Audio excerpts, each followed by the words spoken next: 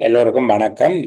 முகாமைத்துவ சேவை உத்தியோகத்தர் சேவையில் உள்ள அதிசிறப்பு தரத்துக்கு ஆட்சேர்ப்பு செய்வதற்கான வரையறுக்கப்பட்ட போட்டி பரீட்சை தொடர்பிலான 2025 செப்டம்பர் மாத செயலமர்வு தொடரில் அலுவலக முறைமை தொடர்பான 2வது செயலமர்வில் சந்திக்கிறோம்.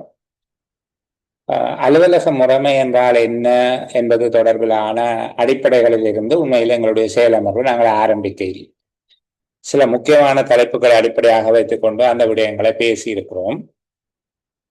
இன்னும் குறிப்பாக சொல்வதாக இருந்தால் அலுவலக முறைமை என்பதற்குள்ளே இருக்கக்கூடிய ஆவண முகாமைத்துவம் தொடர்பிலும் கோப்புக்கள் மற்றும் கோப்பிடல் என்பது தொடர்பாகவும் நாங்கள் பெரிய அளவுக்கு விடயங்களை பேசி நிறைவு செய்திருக்கிறோம். இந்த அலுவலக முறைமை என்றால் என்ன, அலுவலக முறைமையினுடைய வகைகள் என்ன, அலுவலக முறைமையினுடைய நன்மை என்னங்கிற அதனுடைய பிரதான நுழைவாயில நாங்கள் நிற்க இல்லை. நாங்கள் வேறு சில பகுதிகளுக்கு கூட அந்த இடத்துக்கு போயிட்டு இன்றைய செயலமர்களை நான் உங்களுக்கு காட்சிப்படுத்துவதற்கு எதுவும் இல்லை. இந்த முகப்போடு வைத்துக்கொண்டு சில விடயங்களை உங்களோடு பேசுவதற்கு நான் முயற்சி செய்கிறேன். இந்த முறைமை சிஸ்டம் என்று சொல்லுகிறது. அலுவலக முறைமை ஆஃபீஸ் சிஸ்டம், அலுவலக நடைமுறை ஆஃபீஸ் ப்ரொசீஜர். இந்த ரெண்டுக்கும் இடையில என்ன தொடர்பு இருக்குது, ரெண்டும் ஒன்றா ரெண்டும் வேறுபட்டதா என்கிறத புரிந்து கொள்வதற்காக நான் எளிமையாக ஒரு விடயத்தை சொல்லுறேன். இப்ப அலுவலகத்தில் நிறைவேற்றப்படுகின்ற பணிகள், கர்மங்கள், செயற்பாடுகள் தொடர்பாக நாங்கள் அதனுடைய சிறிய கூறுகளாக உடைத்து பார்க்கிற போது அதுல ஒரு முறைமை இருக்கு, ஒரு முறை இருக்கு. சரி, முறைமை அல்ல, சிஸ்டம் அல்ல, முறை ஒன்று இருக்கு, மெதட் உண்டு. ஒரு மெதட், ஏதோ ஒரு மெதட்ல செய்யணும். ஒரு படிமுறை ஒன்று இருக்கும், ஒரு ஒர்க் ஸ்டெப் ஒன்று இருக்கும். சரிதானே? உதாரணத்துக்கு ஒரு கொடுப்பனவு செய்தல் என்கிறத எடுத்துக்கொண்டால் அதற்கு படிமுறைகள் இருக்கும். ஒரு கொடுப்பனவு செய்தல், கொடுப்பனவு கோரிக்கை சமர்ப்பித்தல், கிளைம் பண்றது, கொடுப்பனவு உறுதிச்சீட்டின் மூலமாக அவர் கொடுப்பனவு கோரிக்கையை சமர்ப்பிக்கிறார். இப்ப இதுல ஒரு படிமுறையாக நீங்க பார்ப்பீங்க. கொடுப்பனவு கோரிக்கை கிடைப்பதிலிருந்து அவருக்கான கொடுப்பனவு வங்கியில் இடப்படுதல் அல்லது அவருக்குரிய காசோலை வழங்கப்படுதல் என்பது வரையில ஒவ்வொரு படிமுறையாக வேலை நடக்கும். இந்த ஒவ்வொரு படிமுறையிலும் வேலை எவ்வாறு செய்யப்பட வேண்டும் என்பதற்கு முன்கூட்டியே தீர்மானிக்கப்பட்ட ஒரு முறை, ஒரு மெதட் இருக்கும். உதாரணத்துக்கு நீங்கள் வாக்கு பணத்தின் மீது சாட்டுதல் செய்கிற ஒரு கொடுப்பனவாக இருந்தால் அது பொது 35 என்கிற உறுதிச்சீட்டுல கோரப்பட்டிருக்க வேண்டும் என்கிறது ஒரு மெதட். சரிதானே? 500 ரூபாவுக்கு மேற்பட்ட கொடுப்பனவுகள் அனைத்தும் காசோலை மூலமாக வழங்கப்படுதல் வேண்டும் என்பது ஒரு மெதட். அப்போ இந்த மெதடும் ஒர்க் ஸ்டெப்பும், வேலை படிமுறைகளும் முறையும் சேர்ந்து அதை நாங்கள் நடைமுறை என்று சொல்லுவோம், ப்ரொசீஜர். அப்ப ப்ரொசீஜர் என்று சொல்லுகிறது வேலை படிமுறைகளும் வேலையை நிறைவேற்றுவதற்கான முறைகளும் சேர்ந்தது ஒரு நடைமுறை. இந்த நடைமுறைகள் தொகுதியாக்கப்பட்டால் ஒரு நடைமுறைகளின் தொகுதி என்பது முறைமை என்று சொல்லும். அப்ப முறைமை என்கிறது கொஞ்சம் பெரிய விஷயம். அலுவலக முறைமை என்பது பல நடைமுறைகளை கொண்டதாக இருக்கும். சரிதானே? உண்மையிலே அதிலேயே பல முறைமைகள் இருக்கும். பல முறைமைகளை கொண்டு ஒரு அலுவலக முறைமை இருக்கும். அந்த முறைமை என்பது பல நடைமுறைகளை கொண்டதாக இருக்கும். அங்க நடைமுறை என்பது ஒரு நடைமுறை வேலை படிமுறைகளையும் வேலை முறைகளையும், மெத்தட் அண்ட் ஒர்க் ஸ்டெப்ஸ் என்பதை கொண்டதாக இருக்கும். இது ஓரளவுக்கு நாங்கள் புரிந்து கொள்ளக்கூடிய எளிமையான ஒரு கோர்வு. மேல இருந்து கீழே வரப்போகிறோம். அலுவலக முறைமை என்பது அலுவலகத்தினுடைய நோக்கத்தை அடைந்து கொள்வதற்காக செயற்படுத்தப்படுகின்ற ஒன்றிற்கு ஒன்று சிக்கல் தன்மை வாய்ந்த வலைப்பின்னல் தொடர்புடைய, ஒன்றுக்கு ஒன்று சிக்கல் தன்மை வாய்ந்ததும் ஒன்றோடு ஒன்று பிரிக்க முடியாத வகையில தொடர்பு கொண்டதுமான முறைமைகளின் ஒரு தொகுதி என்று நாங்கள் விளங்கிக் கொள்ள. அலுவலக முறைமை என்று சொல்லுகிறது அலுவலகத்தினுடைய முக்கியமான நோக்கத்தை அடைவதற்காக அல்லது அலுவலகத்தினுடைய இலக்கினை அடைந்து கொள்வதற்காக ஒன்றுடன் ஒன்று தொடர்பு பட்டதும் ஒன்றில் ஒன்று தங்கி இருப்பதுமான பல்வேறு முறைமைகளின் தொகுப்பாக அலுவலக முறைமை இருக்கும். இங்கே முறைமை என்பது பல்வேறு நடைமுறைகளின் தொகுப்பாக இருக்கும். நடைமுறைகள் என்பது வேலை படிமுறைகளையும் வேலைகள் நிறைவேற்றப்பட வேண்டிய முறைகளையும் இணைத்த ஒரு செயற்பாடாக இருக்கும்.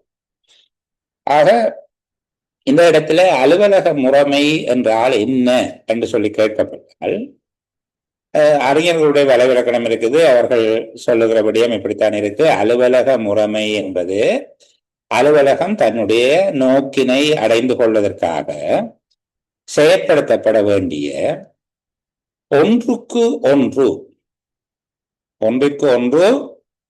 தொடர்பு பட்டதும் ஒன்றில் ஒன்று தங்கி இருப்பதுமான ஒன்றுக்கு ஒன்று தொடர்பு பட்டதும் ஒன்றில் ஒன்று தங்கி இருப்பதுமான செயற்பாடுகளின் வலைப்பின்னல் தொகுப்பு. செயற்பாடுகளின் வலைப்பின்னல் அமைப்பு என்று சொல்லுங்க. செயற்பாடுகளின் வலைப்பின்னல் அமைப்பு அலுவலக முறைமை என்று சொல்லப்படுகிறது. நாங்கள் இதை இன்னும் கொஞ்சம் எளிமையாக சொல்வதாக இருந்தால், இப்போ அறிஞர்களுடைய வரைவிலக்கணம் என்று சொல்லி வருகிற போது இங்க டெரி என்பவருடைய ஒரு வரைவிலக்கணம் இருக்கு. TERRY Terry. அவருடைய வரைவிலக்கணம் சொல்லப்படுது. அலுவலக முறைமை என்பது அலுவலகம் தனது நோக்கத்தை அடைவதற்காக செயற்படுத்தப்பட வேண்டிய ஒன்றுக்கு ஒன்று தொடர்புபட்ட ஒன்றில் ஒன்று தங்கி இருக்கும் செயற்பாடுகளின் வலைப்பின்னல் அமைப்பிலான ஒரு தொகுப்பு என்று சொல்லப்பட்டிருக்கு. அப்ப இங்க நாங்கள் பார்க்க வேணும், அலுவலக முறைமை என்பதை இலகுவாக விளங்கிக் கொள்ளுகிறது. எப்படி அலுவலகத்தில் நிறைவேற்றப்பட வேண்டிய வேலைகள் ஒவ்வொன்றும் எவ்வாறு நிறைவேற்றப்பட வேண்டும், எந்த விதமான ஆவணங்கள் பயன்படுத்தப்பட வேண்டும், எந்தெந்த அலுவலர்களுக்கு எவ்விதமான அதிகாரங்கள் பொறுப்புகள் கடமைகள் என்பது கையளிக்கப்படுதல் வேண்டும், கட்டளைகளின் அல்லது ஆணைகளின் பாய்ச்சல் எவ்வாறு அமைந்தல் வேண்டும், கீழமைந்த உத்தியோகத்தர்கள் ஒவ்வொருவரும் எவ்வாறு கண்காணிக்கப்படுதல் வேண்டும் போன்ற விடயங்களை வரையறுத்து கூறுவது அலுவலக முறைமை. அலுவலகத்தில் நிறைவேற்றப்பட வேண்டிய கர்மங்கள் ஒவ்வொன்றும் எவ்வாறு நிறைவேற்றப்படுதல் வேண்டும், எந்த விதமான ஆவணங்கள் மற்றும் படிவங்கள் பயன்படுத்தப்படுதல் வேண்டும், எந்தெந்த அலுவலர்களுக்கு எவ்விதமான அதிகாரம் பொறுப்பு மற்றும் கடமைகள் என்பதை கையளித்தல் வேண்டும், கட்டளைகள் மற்றும் ஆணைகள் எவ்வாறு பாய்ச்சப்படுதல் வேண்டும், கீழமைந்த உத்தியோகத்தர்கள் ஒவ்வொருவரும் எவ்விதமாக கண்காணித்து நெறிப்படுத்தப்படுதல் வேண்டும் போன்ற விடயங்களை உள்ளடக்கியதாக அவற்றை வரையறுத்து கூறுவது அலுவலக முறைமை என்று நாங்கள் பேசிக்கொள்ள முடியும். இங்கு அலுவலக முறைமையினுடைய வகைகள் என்று சொல்லி கேட்கிறது. கடந்த காலத்துல இது கேட்கப்பட்டிருக்குது. சரிதானே? அலுவலக முறைமை என்று சொல்லுகிறது 4 விதமான முறைமைகளை உள்ளடக்கியதாக இருக்கும். அலுவலக முறைமையின் வகைகள் என்று கேட்கிற போது அது 4 விதமான முறைமை என்று சொல்லி சொல்லுகிறது. ஒன்று, இது ஒரு சர்விங் சிஸ்டம், அதாவது சேம முறைமை. சேமம் என்ற சேமித்த ஆவணங்களை இலகுவாக இனங்காணத்தக்க வகையிலும் எளிதாக கையாளத்தக்க வகையிலும் வைத்து முகாமை செய்தல் அல்லது வைத்து பேணுதல் சேம முறைமை. அப்ப இது ஒரு ஆவண முகாமைத்துவம் என்பதாக நாங்கள் எடுத்துக்கொள்ள முடியும். அலுவலக முறைமையில ஒரு முறைமையாக நாங்கள் சொல்லுகிறோம். அலுவலக முறைமையினுடைய உண்மையில வெவ்வேறு விதமான பார்வைகள்லாம் இருக்கு. ஆனால் அலுவலக முறைமைகளின் வகை என்கிற போது ஒன்று சேம முறைமை. இங்க ஆவணங்கள், பதிவுகள், பதிவேடுகள், கோப்புகள் போன்றவற்றை இலகுவாக இனங்காணத்தக்க வகையில் எளிதாக கையாளக்கூடிய வகையில் அவை வைத்து பேணப்படுகின்றது சேம முறைமை என்று சொல்லப்படும். இரண்டாவது ஆபரேஷனல் சிஸ்டம், இயக்க முறைமை. இயக்க முறைமை, இயக்க முறைமை என்று சொல்லுகிறது அதை செயற்படுத்தப்படுவதை சொல்லும். கோவைகள், ஆவணங்கள், பதிவேடுகள் போன்றவை பல்வேறுபட்ட உத்தியோகத்தர்களால் கையாளப்படுதல், நடவடிக்கைக்கு உட்படுத்தப்படுதல் இயக்க முறைமை என்று சொல்லப்படுது. அவ ஒன்று சேம முறைமை, இரண்டாவது இயக்க முறைமை, மூன்றாவது செயல்முறைமை. அலுவலக முறைமையினுடைய மூன்றாவது வகையாக நாங்கள் பார்க்கிறோம் செயல்முறைமை. ஒவ்வொரு கர்மமும் கையாளப்பட வேண்டிய விதம், அவை கையாளப்படுவதற்காக ஏற்பாடு செய்யப்பட்டுள்ள விதிகள், நடைமுறை விதிகள், பிரமாணங்கள், சட்டங்கள் போன்றவற்றை உள்ளடக்கியது செயல்முறைமை என்று அழைக்கப்படும். நான்காவது முடிவுறு முறைமை. வேலைகள் முடிவடைந்த ஆவணங்கள் மூடி கட்டி வைக்கப்படுவது, பதிவேட்டறையில் பாதுகாக்கப்படுவதுன்னு நாங்கள் வைத்துக் கொள்வோம். சரிதானே? வேலைகள் முடிவடைந்த ஆவணங்கள் அல்லது முடிவடைந்த வேலைகளோடு தொடர்புடைய ஆவணங்கள் மூடி கட்டி வைப்பது அல்லது அவற்றை அழித்து விடுவது முடிவுறு முறைமை என்று அழைக்கப்படும். அலுவலக முறைமையினுடைய வகைகள் என்று கேட்கப்படுமாக இருந்தால், நீங்கள் அலுவலக முறைமை 4 வகையாக நாங்கள் பார்க்கலாம். அதை பார்க்கிற விதமாகத்தான் அதை சொல்லுகிறோம். ஒன்று சேம முறைமை, இது ஆவணங்கள் பேணப்படுவதை குறிக்கும். நான் விளக்கமா சொல்லிட்டேன், இப்ப சுருக்கமா சொல்றேன். இரண்டாவது இயக்க முறைமை, இங்கு ஆவணங்கள், கோவைகள், பதிவேடுகள் போன்றவை பல்வேறுபட்ட அலுவலர்களை கையாளப்படுவதை இது குறிக்கிறது. மூன்றாவது செயல்முறைமை, ஒவ்வொரு விடயம் தொடர்பிலும் செய்யப்பட்டுள்ள ஏற்பாடுகளை இது குறிக்கும்.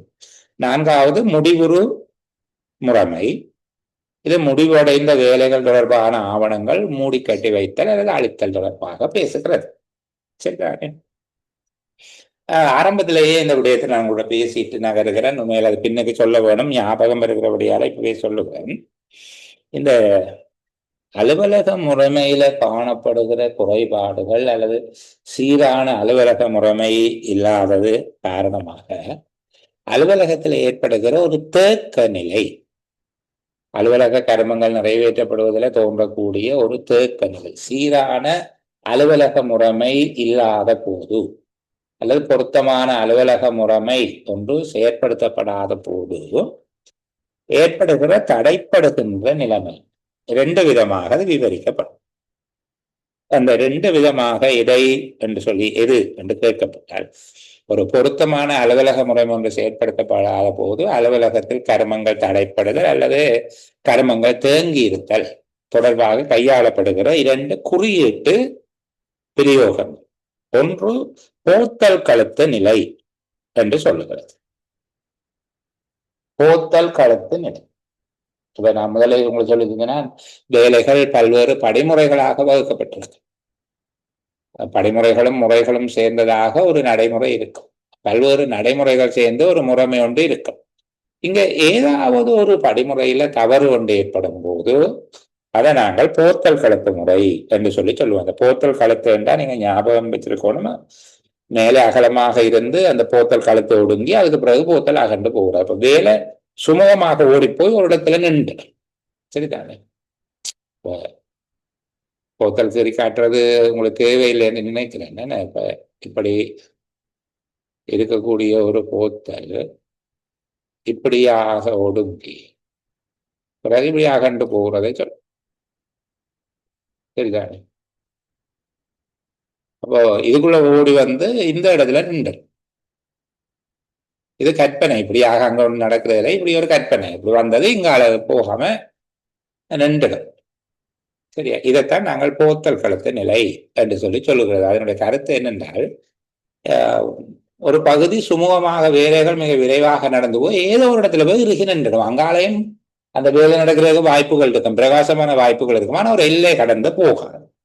அதை நாங்கள் சொல்லுகிறது போத்தல் கழுத்து நிலை என்று சொல்றோம். இப்போ ஏதேனும் ஒரு பணி அல்லது வேலை ஏதாவது ஒரு இடத்தில் தேக்கமடைந்து நிற்கின்ற நிலைமையை போத்தல் கழுத்து நிலை என்று சொல்லப்படுது. சரிதானே? அநேகமாக வேலைகள் ஒன்றுக்கும் மேற்பட்டவர்களால் நிறைவேற்றப்பட வேண்டியதாக காணப்படும். இங்கு பல அலுவலர்களால் கர்மங்கள் நிறைவேற்றப்பட வேண்டிய வேலை ஒன்று தொடர்பாக அதன் முற்பகுதிகள் முதல் பகுதிகள் உரியவர்கள் விரைவாக நிறைவேற்றி விடுகிறார்கள். இறுதி பகுதியினை நிறைவேற்ற வேண்டியவர் அதுக்கு தயாராக இருக்கிறார் எனினும் இடையில் உள்ள படிமுறைக்கு பொறுப்பான அலுவலர் ஏதோ காரணத்திற்காக அப்பகுதி வேலையினை தாமதப்படுத்தும் போது இது போத்தல் கழுத்து நிலை என்று அழைக்கப்படுது. அப்போ ஒன்று போத்தல் கழுத்து நிலை, இரண்டாவது சிவப்பு நாடா முறைமை என்று சொல்லப்படுது. சரிதானே? சிவப்பு நாடா முறை என்று சொல்லப்படுகிற போது இது சிவத்தை டேப் போட்டு கட்டி வச்சிருவாங்க என்று இங்க விளங்கிக் கொள்ள வரும். இதனுடைய அர்த்தம் வேலை ஓட்டத்தில ஏதோ ஒரு இடத்துல தாமதம் ஏற்படும். அதனை சிவப்பு நாடா முறை என்று குறியீட்டினால சொல்லுகிறது. மேக்ஸ் வெபர் என்கிற ஒரு முகாமைத்துவ அறிஞர் தான் இந்த வார்த்தையை அறிமுகப்படுத்தியவர். அவர் பியூரோகிரசி என்பது நல்ல தமிழ், அது பணிக்குழு ஆட்சி. அரசு அலுவலகங்கள் செயற்படுத்தப்படுகிற முறை பணிக்குழு ஆட்சி, பியூரோகிரசி. அப்போ பணிக்குழு முறையில் உத்தியோகத்தர்களுடைய எண்ணிக்கை அதிகமாக இருக்கும் போது அல்லது வேலைகள் அதிக எண்ணிக்கையான உத்தியோகத்தர்களுடைய பங்குபற்றங்களோடு இடம்பெறும் போது தேவையற்ற விரும்பத்தகாத காலதாமதம் ஏற்படுகிறது என்று சொல்லுகிறார். கன எலி கூடினா மண்ணெடுத்தாரு என்ற மாதிரி அவர் சொல்லுகிறார். உத்தியோகத்தரோட எண்ணிக்கை அதிகமாக இருக்கும் போது அல்லது வேலைகள் அதிக எண்ணிக்கையான உத்தியோகத்தர்களுடைய பங்கு பெற்றவர்களோடு இடம்பெறும் போது விரும்பத்தகாத அல்லது தேவையற்ற காலதாமதம் ஒன்று ஏற்படும். இதனை சிவப்பு நாடா முறை என்கிற குறியீட்டினாலே அறிமுகப்படுத்துகிறேன். நாங்கள் அலுவலக முறைமை என்றால் என்ன, அலுவலக முறைமையினுடைய வகைகள் என்ன, அலுவலக முறைமை ஒன்று சீராக செயற்படாத போது வேலைகளில் தாமதம் ஏற்படுவது தொடர்பான இருவேறுபட்ட குறியீட்டு எண்ணங்கள் என்பது தொடர்பாக பார்ப்போம். சரிதானே? சரி, அலுவலக முறைமை ஏன் முக்கியத்துவம் பெறுகிறது என்று சொல்லி பார்ப்போம். அலுவலக முறைமை ஒன்று அலுவலகத்தில் முக்கியத்துவம் பெறுவதற்கான காரணங்கள் எவை? அலுவலக வேலைகள் ஒழுங்காகவும் சரியாகவும் விரைவாகவும் நிறைவேறுவதற்கு உதவுவதனால் அலுவலக முறைமை முக்கியத்துவம் பெறுகிறது. அலுவலகத்தில் நடைபெறுகின்ற வேலைகள் ஒழுங்காக சரியாக விரைவாக நிறைவேறுவதற்கு உதவுவதனால் அலுவலக முறைமை முக்கியத்துவம் பெறுகிறது. 2,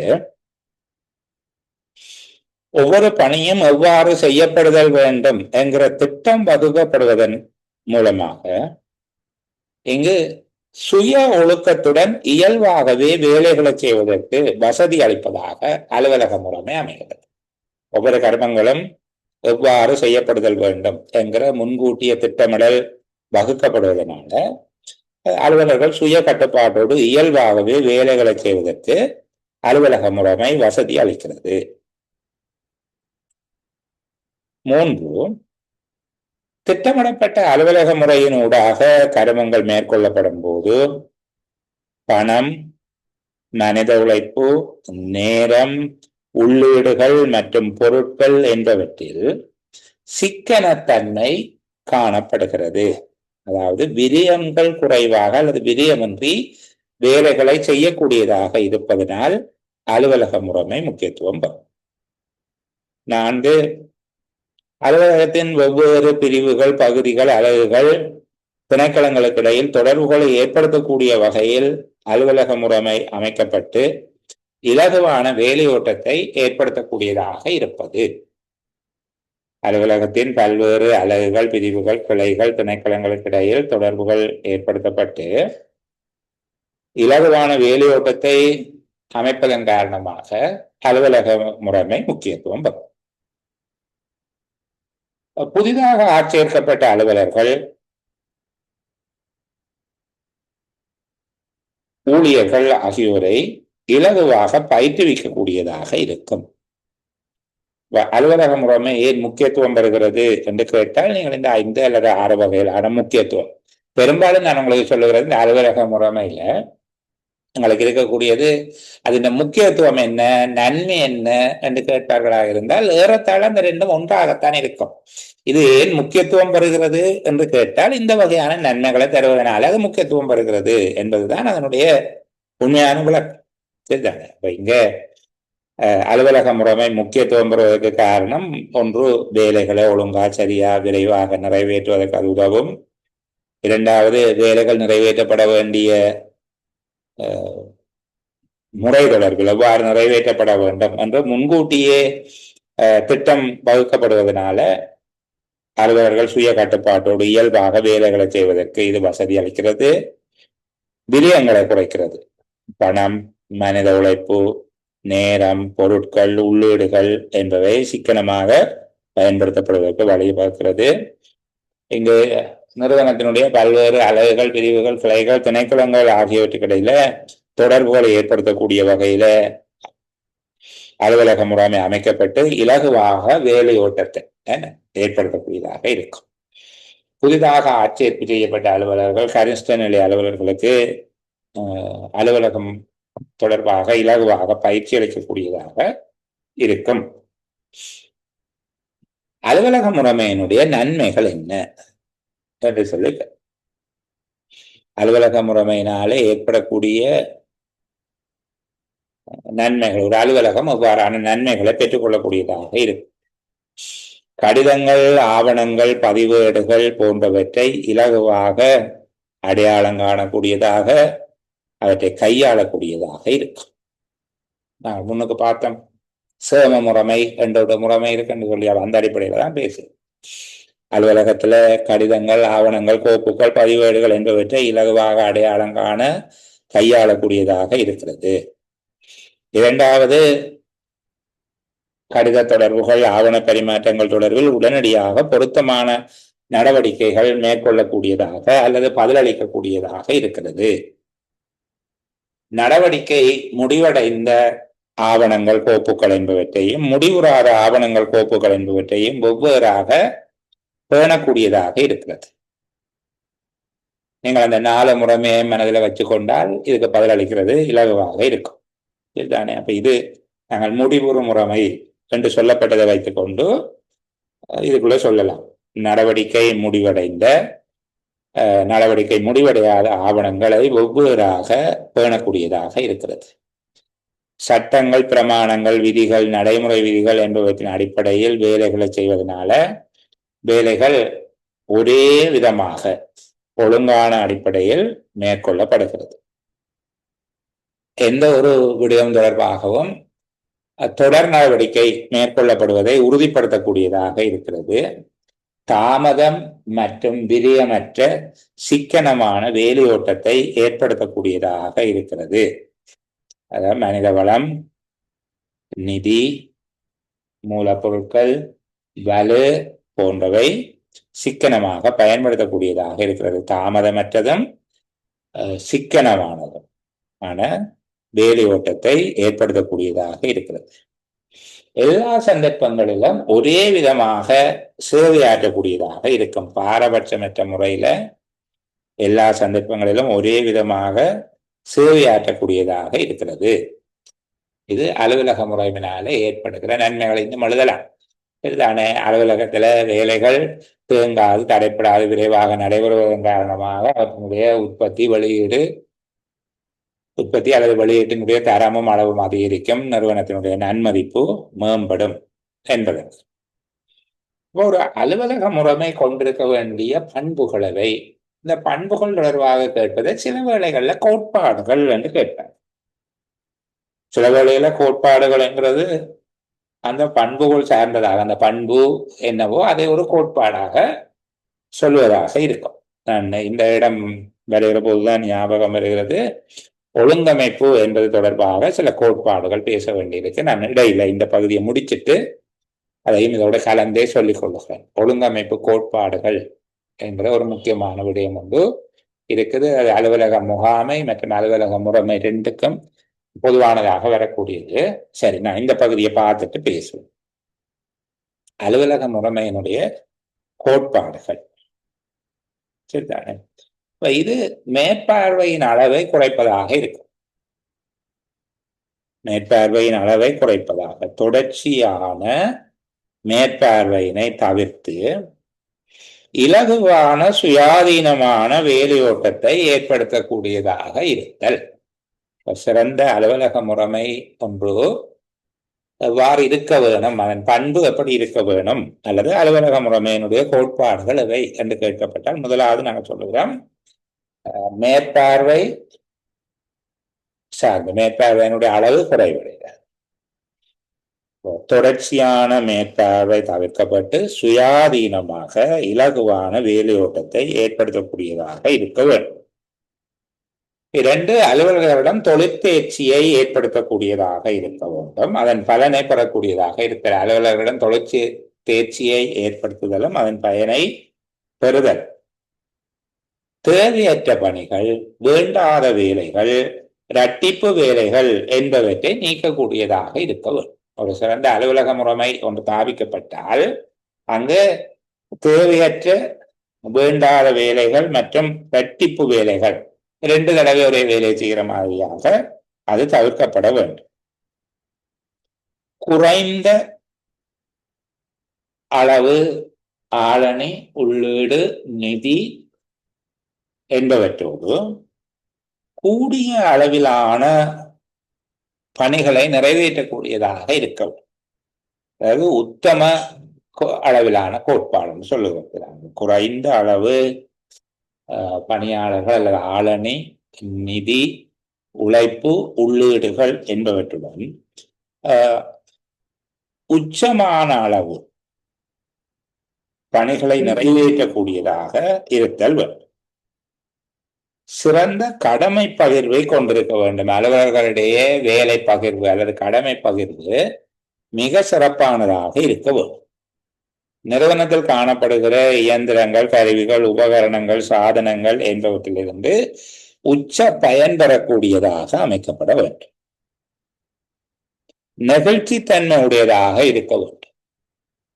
நெகிழ்ச்சித்தன்மையுடையதாக இருத்தல் என்ற காலத்துக்கு ஏற்ப மாற்றி அமைக்கக்கூடியதாக இருக்க வேண்டும். விதிவிலக்கு கோட்பாட்டை பயன்படுத்தத்தக்கவாறு அமைய வேண்டும். விதிவிலக்கு கோட்பாடு என்பது ஒரு அலுவலர் தனக்கு வழங்கப்பட்ட அதிகாரத்துக்குள் பணியாற்றுகிறார், தன் அதிகாரத்துக்கு மீறியவற்றை தன் மேல்நிலை அதிகாரியிடம் கையளிக்கிறார் என்பது விதிவிலக்கு கோட்பாடு. அப்போ ஒரு அலுவலக முறைமை விதிவிலக்கு கோட்பாட்டை பிரயோகிக்கக்கூடியதாக இருக்க வேண்டும். எழுத்தாவணங்களின் பரிமாற்றம் குறைந்த அளவில் பேணக்கூடியதாக இருக்க வேண்டும். கடித தொடர்பாளர்கள் அல்லது எழுத்தாவணங்களினுடைய பரிமாற்றத்தை இயலுமான அளவு குறைந்ததாக பேணக்கூடியதாக, அது பயனுறுதிமிக்கதாக இருக்கணும். ஆனால் இந்த முறைமையில அந்த பரிமாற்றம் குறைவாக இருத்தல் வேண்டும். எழுத்தாவணங்களின் பரிமாற்றம் கடித தொடர்பாளர்கள் முடிந்த அளவு குறைந்த மட்டத்தில் அல்லது குறைந்த அளவில் பேணக்கூடியதாக இருக்க வேண்டும். இது அலுவலக முறைமை ஒன்று கொண்டிருக்க வேண்டிய பண்புகள் அல்லது அலுவலக முறைமை தொடர்பான கோட்பாடுகள் என்று சொல்லி கேட்கப்பட்டால் இந்த பகுதியை நாங்கள் சொல்லலாம். அலுவலக முறைமை தொடர்பான கோட்பாடுகள். சரிதானே?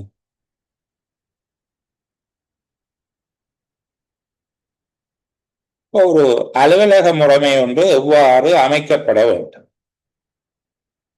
ஒரு அலுவலக முறைமை ஒன்று எவ்வாறு அமைக்கப்படுதல் வேண்டும்?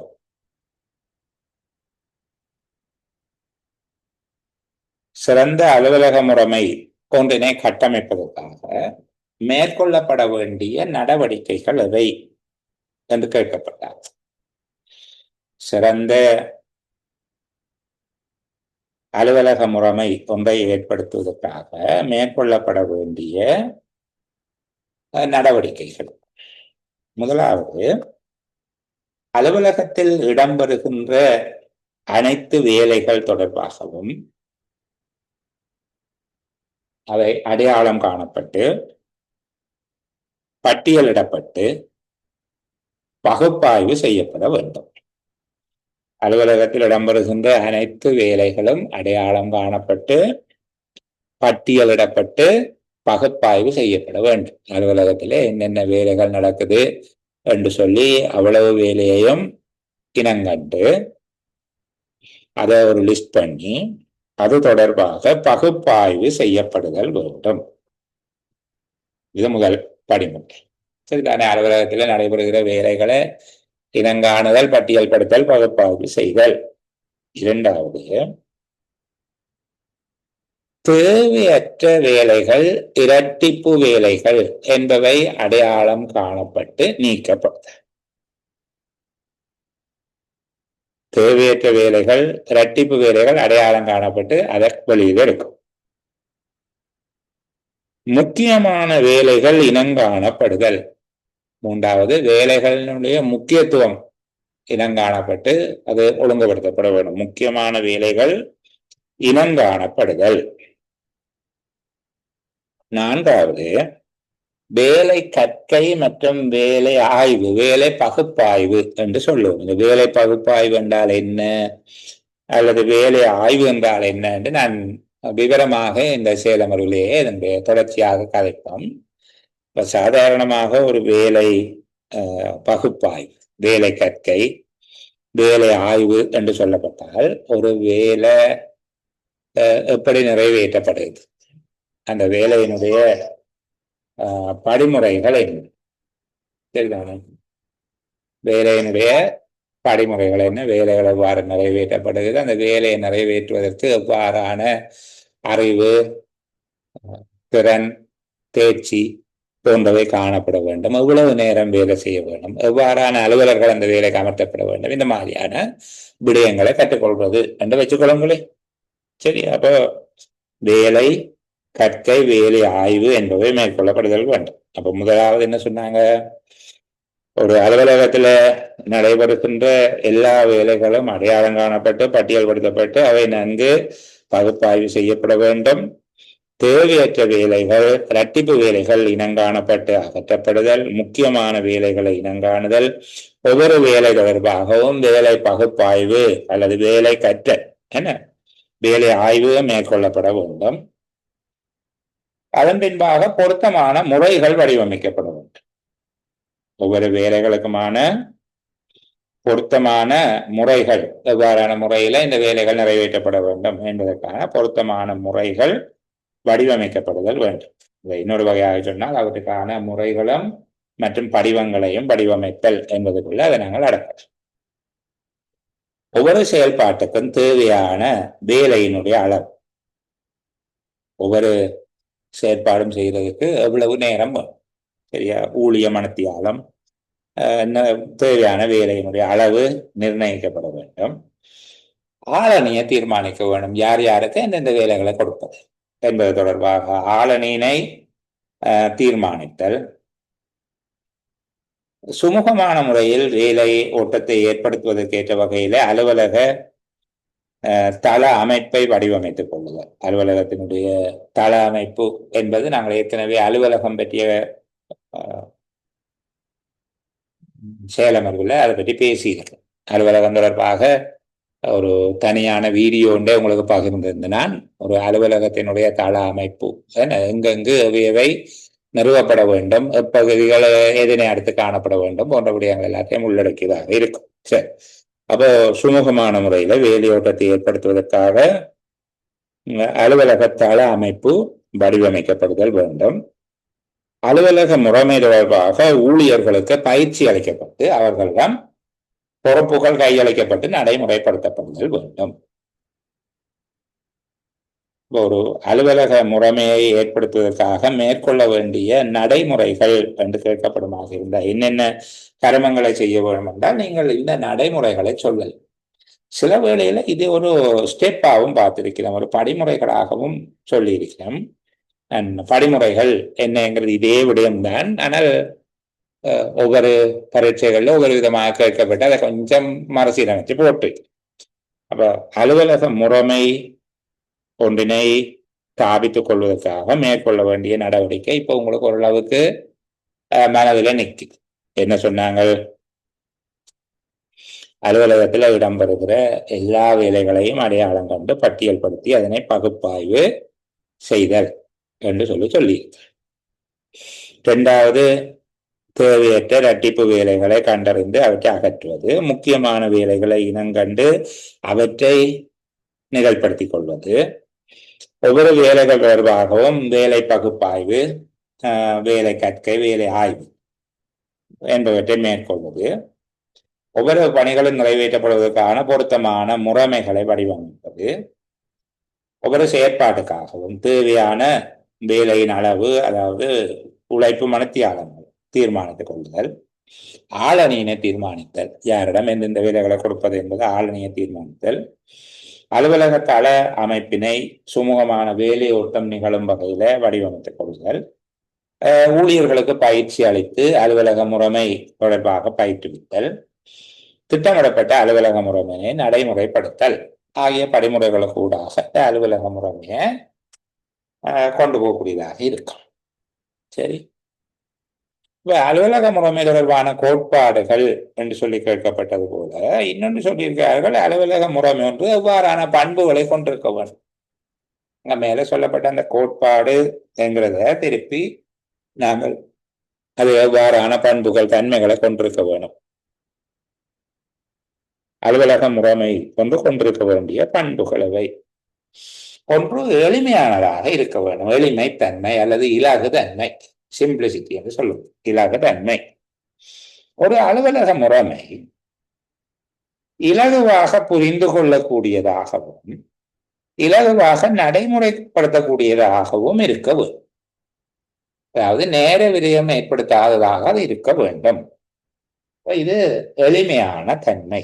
அலுவலக முறைமை ஒன்று கொண்டிருக்க வேண்டிய பண்புகள் என்று கேட்கிறது. முதலாவது கொண்டு போட்டுக் கொள்றீங்க, அலுவலக முறைமை ஒன்று கொண்டிருக்க வேண்டிய பண்புகள். முதலாவது பண்பு என்ன சொல்லுகிறோம்? எளிமைத்தன்மை அல்லது இலகு தன்மை. அலுவலக முறைமை ஒன்று இலகுவாக புரிந்து கொள்ளக்கூடியதாகவும் நடைமுறைப்படுத்தக்கூடியதாகவும் இலகுவாக நடைமுறைப்படுத்தக்கூடியதாகவும் இருக்க வேண்டும். அதாவது நேர விரயமின்றி பிரயோகிக்கப்படக்கூடியதாக இருக்க வேண்டும். இரண்டாவது, அது செயற்திறன் மிக்கதாக இருக்கவும், குறித்த காலப்பகுதியினுள் குறித்துரைக்கப்பட்ட இலக்குகளை அடைந்து கொள்ளக்கூடியதாக, பயனுறுதி மிக்கதாக அது இருக்க வேண்டும். இரண்டாவது, அதனுடைய பயனுறுதி தன்மை அல்லது விளைதிறன் தன்மை என்று சொல்றோம். தீர்மானிக்கப்பட்ட காலப்பகுதியுள்ள நிறுவனத்தினுடைய நோக்கினை அடைந்து கொள்ளக்கூடியதாக அது அமைதல் வேண்டும். மூன்றாவது, வினைத்திறன் மிக்கதாக இருக்க வேண்டும். வினைத்திறன் மிக்கது என்று சொல்வது குறைந்த செலவில் அதிக பயனளிக்கும் விதமானதாக அமைதல் வேண்டும். நான்காவது, நெகிழ்வுத்தன்மை. இது ஏற்கனவே சொல்லப்பட்ட விடயம்னா நீங்க திரும்ப ஒருக்கா பேசுகிறோம். நெகிழ்வுத்தன்மை என்றால் என்ன? தேவைக்கு ஏற்ற விதமாக எதிர்காலத்தில் அவசியப்படுகின்ற சந்தர்ப்பங்களில் அல்லது எதிர்காலத்தில் தேவைப்படுகின்ற வேளைகளில் மாற்றி அமைக்கக்கூடியதாக இருக்க வேண்டும். அலுவலக முறைமை என்பது எதிர்காலத்தில் தேவைக்கு ஏற்ற விதமாக மாற்றம் செய்யக்கூடியதாக அமைதல் வேண்டும். அடுத்தது அக்செப்டன்ஸ் சொல்லுவார், அதாவது ஏற்றுக்கொள்ள. நிறுவனத்தின் பல்வேறு தரப்பினராலும் ஏற்றுக்கொள்ளப்படக்கூடியதாக அல்லது விரும்பி கையேற்கப்படுவதாக இருத்தல் வேண்டும். அப்போதுதான் அலுவலக முறைமையினை சிறப்பாக நடைமுறைப்படுத்துவதற்கான ஒத்துழைப்பை பெற்றுக்கொள்ள முடியும். அப்ப அனைவராலும் ஏற்றுக்கொள்ளக்கூடியதாக இருக்க வேண்டும். அடுத்தது நம்பகத்தன்மை. அலுவலக நடைமுறைகளில் உள்ளடக்கப்பட்டுள்ள செயற்பாடுகள் சரியானவையாக இருக்க வேண்டும், உண்மைத்தன்மை உடையதாக இருக்க வேண்டும். உண்மைத்தன்மை, நம்பகத்தன்மை என்று சொல்லுவோம். நம்பகத்தன்மை வாய்ந்ததாகவும் சரியானவையாகவும் இருக்க வேண்டும். இப்ப இதுதான் ஒரு அலுவலக முறைமை ஒன்று கொண்டிருக்க வேண்டிய தன்மைகள் அல்லது அலுவலக முறைமை ஒன்று கொண்டிருக்க வேண்டிய பண்புகள் எவை என்று கேட்கப்பட்டால் இந்த பகுதியை நாங்கள் சொல்லுவோம். சரிதானே?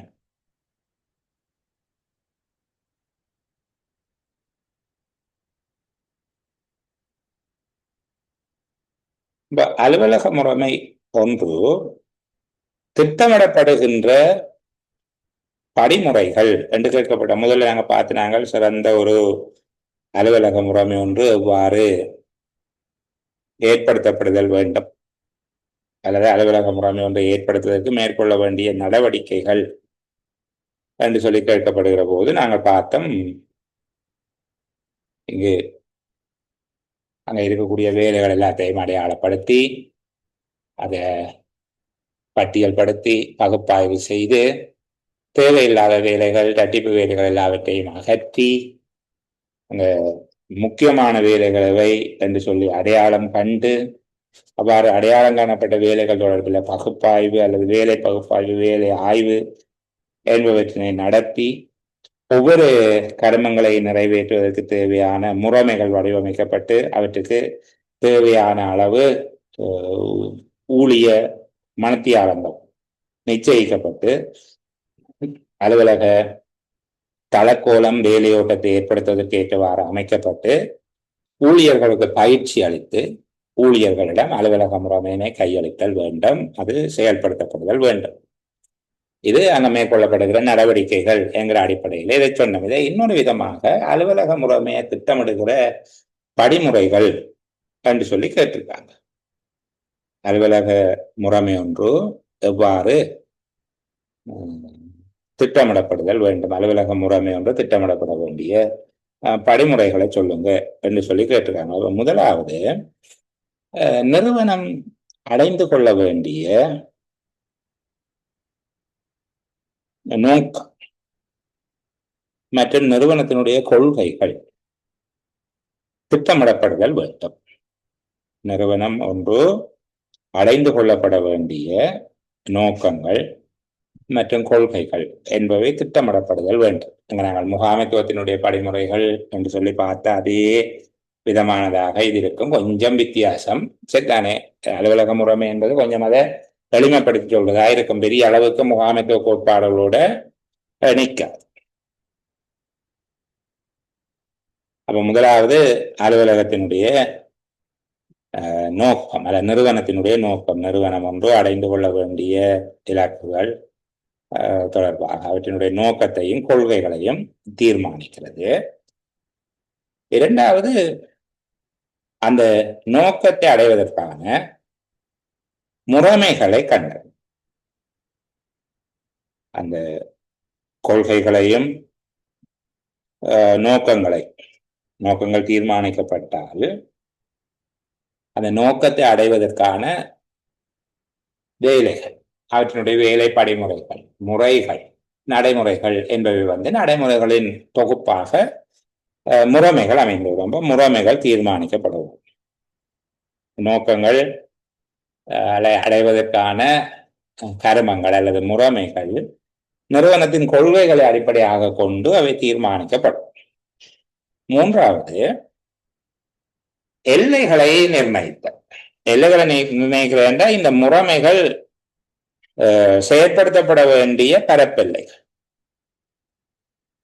இந்த முறைமைகள் சில இடத்துலதான் சிலது செயற்படுத்தப்படும். நிறுவனம் முழுவதற்கும் அந்த முறைமை செயற்படுத்தப்படுவதில்லை. உதாரணத்துக்கு இப்ப நிதி முறைமை, பினான்ஸ் சிஸ்டம் என்றால் பினான்ஸ் பிராஞ்சில் மட்டும்தான் இருக்கும். இந்த மாதிரியாக அப்போ முறைமைகளினுடைய எல்லைகளை தீர்மானித்த சரிதானே. அப்போ எவ்வாறான முறைமைகள் எந்தெந்த பகுதியில இருக்க வேணும் என்று சொல்லி அதற்கு பிறகு அந்த முறைமைகள் தொடர்பில் நிறுவனத்தினுடைய முறைமைகள் தொடர்பாக தரவுகளை சேகரித்தல். தரவுகளை சேகரித்தல் என்று சொல்லுகிறது நாங்கள் ஏற்கனவே பார்த்த விடயத்தை தான் திரும்ப சொல்லுகிறோம்.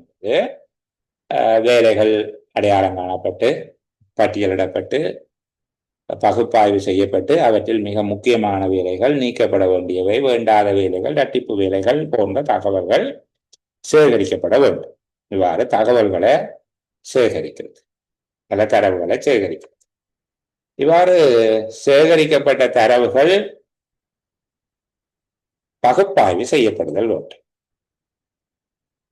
அவ்வாறு பெற்றுக்கொள்ளப்பட்ட அந்த தரவுகளை வச்சுக்கொண்டு அதை பகுப்பாய்வு செய்ய வேண்டும். இந்த தகவல்களை பகுப்பாய்வு செய்யப்பட வேண்டுமாக இருந்தால் எந்தெந்த நோக்கங்களுக்காக, எவ்வாறான உள்ளீடுகள் வெளியீடுகள், எந்த உபகரணங்கள் பயன்படுத்த வேண்டும், எவ்வாறான பிரச்சனைகள் காணப்படுது என்கிற அடிப்படையில் அவை பகுப்பாய்வு செய்யப்பட வேண்டும். சரிதானே? இவ்வாறு பகுப்பாய்வு செய்யப்பட்டு முறைமை சீரமைக்கப்பட வேண்டும். எதிர்காலத்தில் இந்த செயற்பாடுகளை முன்னேற்றுவதற்கான என்னென்ன விடயங்களை செய்ய வேண்டும் என்று சொல்லி முறைமை ஒன்று அமைக்கப்படுதல் வேண்டும். அந்த முறைமை பயிற்சி அளிக்கப்பட்டு நடைமுறைப்படுத்தப்படும். இது ஒரு படிமுறை என்று சொல்லி கேட்கப்படுகிற போது நீங்கள் நிறுவனம் தன்னுடைய நோக்கம் மற்றும் கொள்கைகளை தீர்மானித்தல், அவற்றுக்கான முறைமைகளை பரமட்டாக நிச்சயித்துக் கொள்ளுதல். மூன்றாவது, அவ்வாறான முறைமைகள் செயல்படுத்தப்படுகிற எல்லைகளை தீர்மானித்தல். நிறுவனத்தினுடைய கருமங்கள் தொடர்பாக அல்லது முறைமைகள், வேலை படிமுறைகள், வேலைகள் என்பவை தொடர்பாக தரவுகள் சேகரிக்கப்படுதல், தரவுகள் பகுப்பாய்வு செய்யப்படுதல், முறைமை ஒன்று இறுதி செய்யப்படுதல். முறைமை ஒன்று இறுதி செய்யப்படுதல் என்றால் இப்போதுதான் முறைமை ஒன்று தயாரிக்கப்படும். சரிதானே? பின்னர் பயிற்சி அளித்து அது நடைமுறைப்படுத்தப்படும். இது உங்களுக்கு ஞாபகம் வச்சிருக்கிறதுல நெருக்கடியாக இருந்தால் பரவாயில்லை. சிறந்த அலுவலக முறைமையை ஏற்படுத்துவதற்காக மேற்கொள்ள வேண்டிய நடவடிக்கைகளின் தொகுப்பாக பார்த்த விஷயத்தையே இந்த படிமுறையாக நீங்க எடுத்துக்கொள்ள இயலும். சரிதான்? இங்கு அலுவலக முறைமையினுடைய நன்மைகள் அல்லது அலுவலக முறைமையால் பெறப்படக்கூடிய அனுகூலங்கள் என்பது தொடர்பாக பார்த்திருக்கோம். அலுவலக முறைமைக்கு சில வரையறைகளும் இருக்கிறதா, லிமிட்டேஷன்ஸ் இருக்கு. அலுவலக முறைமை ஒன்று செயற்படுத்தப்படுவதில் காணப்படக்கூடிய மட்டுப்பாடுகள் அல்லது இடர்பாடுகள் எவை என்று சொல்லி கேட்டார். அப்படி கேட்கப்படுமாக இருந்தால் அலுவலக முறைமை ஒன்று மிக நுணுக்கமாக அலுவலகத்தினுடைய அனைத்து கருமங்களும் ஆராயப்பட்டு உரிய வகையில திட்டமிடப்பட்டு தயாரிக்க வேண்டும். அவ்வாறு இல்லாத சந்தர்ப்பத்தில் அது எதிர்பார்த்த விளைவை ஏற்படுத்தாது. அலுவலக முறைமை ஒன்று உரிய வகையில் அலுவலக பணிகள் அனைத்தும் இனங்காணப்பட்டு திட்டமிடப்படாத சந்தர்ப்பத்தில் எதிர்பார்க்கப்பட்ட விளைவை தராது விரியங்களை தருவதாக இருக்கும். வீண் நேர விரயம், பண விரயம், உழைப்பு விரயம் போன்றவற்றை ஏற்படுத்தி ஒரு முறைமை தயாரிக்கப்படாது, பயனற்றதாக மாறிவிடும். இது ஒன்று. இரண்டாவது, ஒரு செயற்பாடு ஒன்றுக்கு மேற்பட்ட தடவைகள் நிறைவேற்ற வேண்டியதாக அமைந்தால்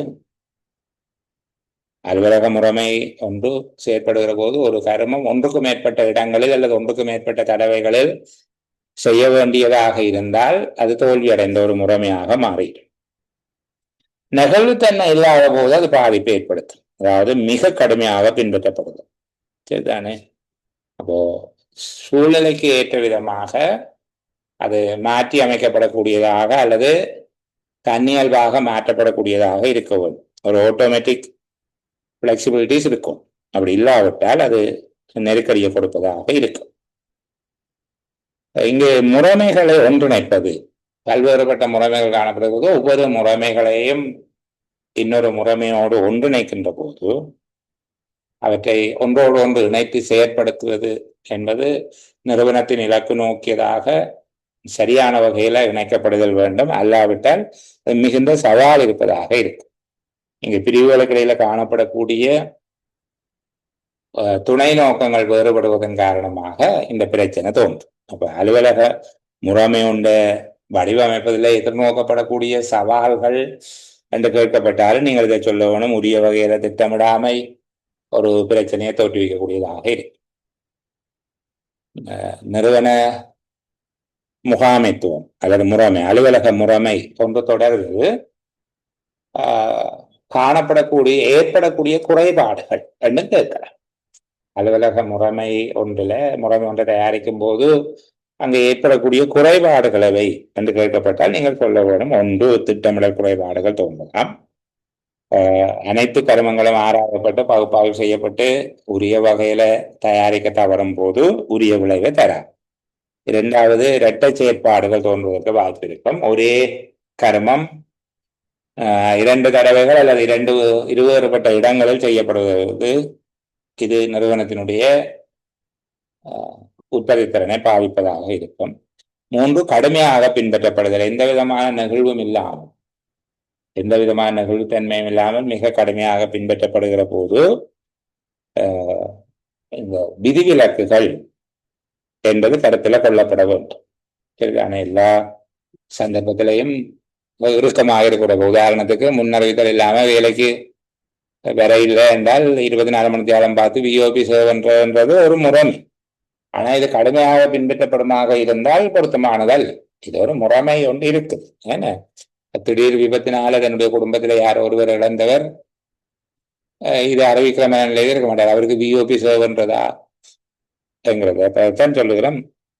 விதிவிலக்குகள், தேவையான விதிவிலக்குகள் பின்பற்றப்படுதல் வேண்டும் அல்லது கருத்தில் கொள்ளப்படுதல் வேண்டும். இல்லாவிட்டால் கடுமையாக பின்பற்றப்படும் போது, நெகிழ்வுத்தன்மை இல்லாத போது அது ஒரு மிகுந்த குறைபாடுடையதாக போய்விடும்.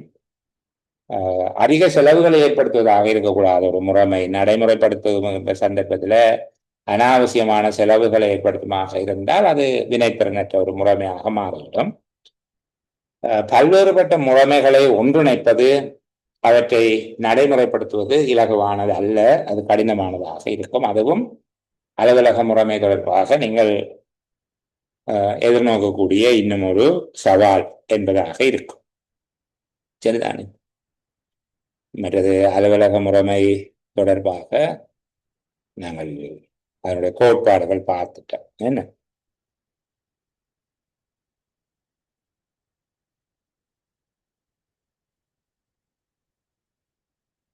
அலுவலக முறைமை ஒன்றினை சிறப்பாக நடைமுறைப்படுத்துவதற்கான நுட்பங்கள் அவை என்று சொல்லியும் பார்ப்போம். உண்மையில அலுவலக முறைமைங்கிறது ஒரு வாரம் படிப்பிக்கலாம். நிறைய புத்தகம் இருக்குது. குறிப்பாக ஆங்கில மொழி மூலத்துல நீங்கள் தேடி பார்த்தீங்கன்னா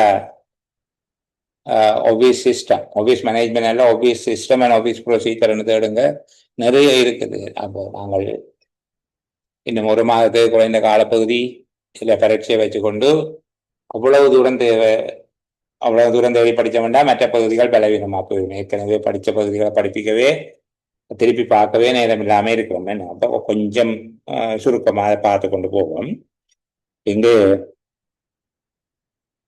அலுவலக முறைமை சிறந்த முறையில நடைமுறைப்படுத்துவதற்கான உபாயங்கள் அல்லது தந்திரோபாயங்கள் என்று சொல்லி கேட்பார்கள். ஸ்ட்ராட்டஜி.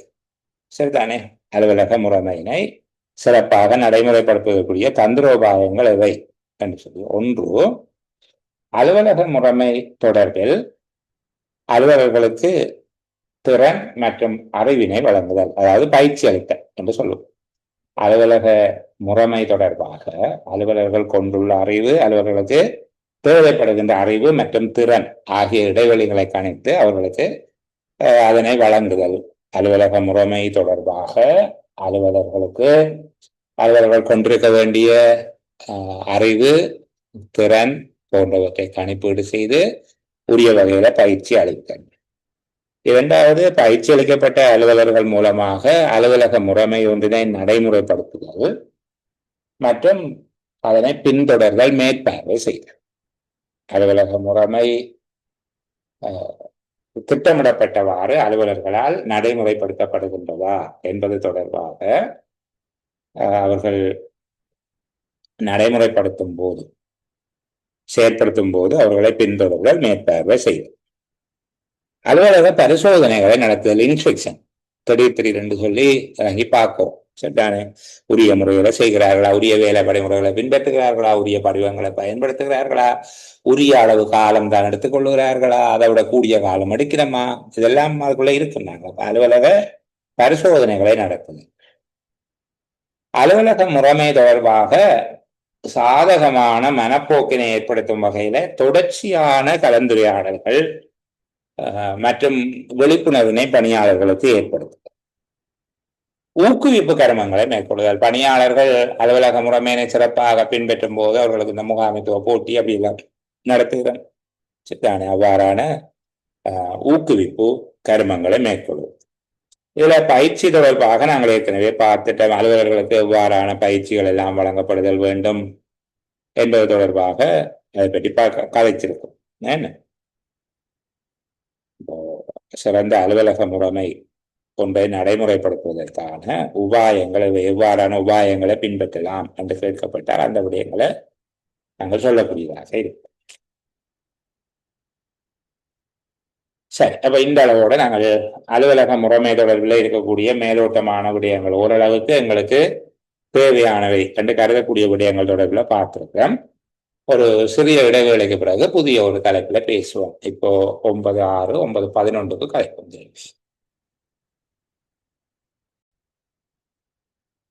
சரி, நாங்கள் கலந்துரையாடிய போது 2 விடயங்கள் பற்றி முக்கியத்துவம் கொடுத்து கருத்திருந்தோம். ஒன்று, ஒழுங்கமைப்பு கோட்பாடுகள். இந்த ஒழுங்கமைப்பு கோட்பாடுகளை எழுதுங்க அப்படி என்று சொல்லி கேட்க மாட்டார்கள். கொஞ்சம் கேள்வியை பார்க்கணும். கேள்விகள் நுணுக்கமா வருது. இப்போ ஏதேனும் ஒரு விடயத்தை சொல்லிட்டு இந்த விடயத்தோடு பொருத்தமான கோட்பாடு என்று 4 கோட்பாட்டையும் போட்டால் அதுல பொருத்தமான கோட்பாடு எது என்றதை கண்டுபிடிக்கக்கூடியதா இருக்கவும். சரிதானே?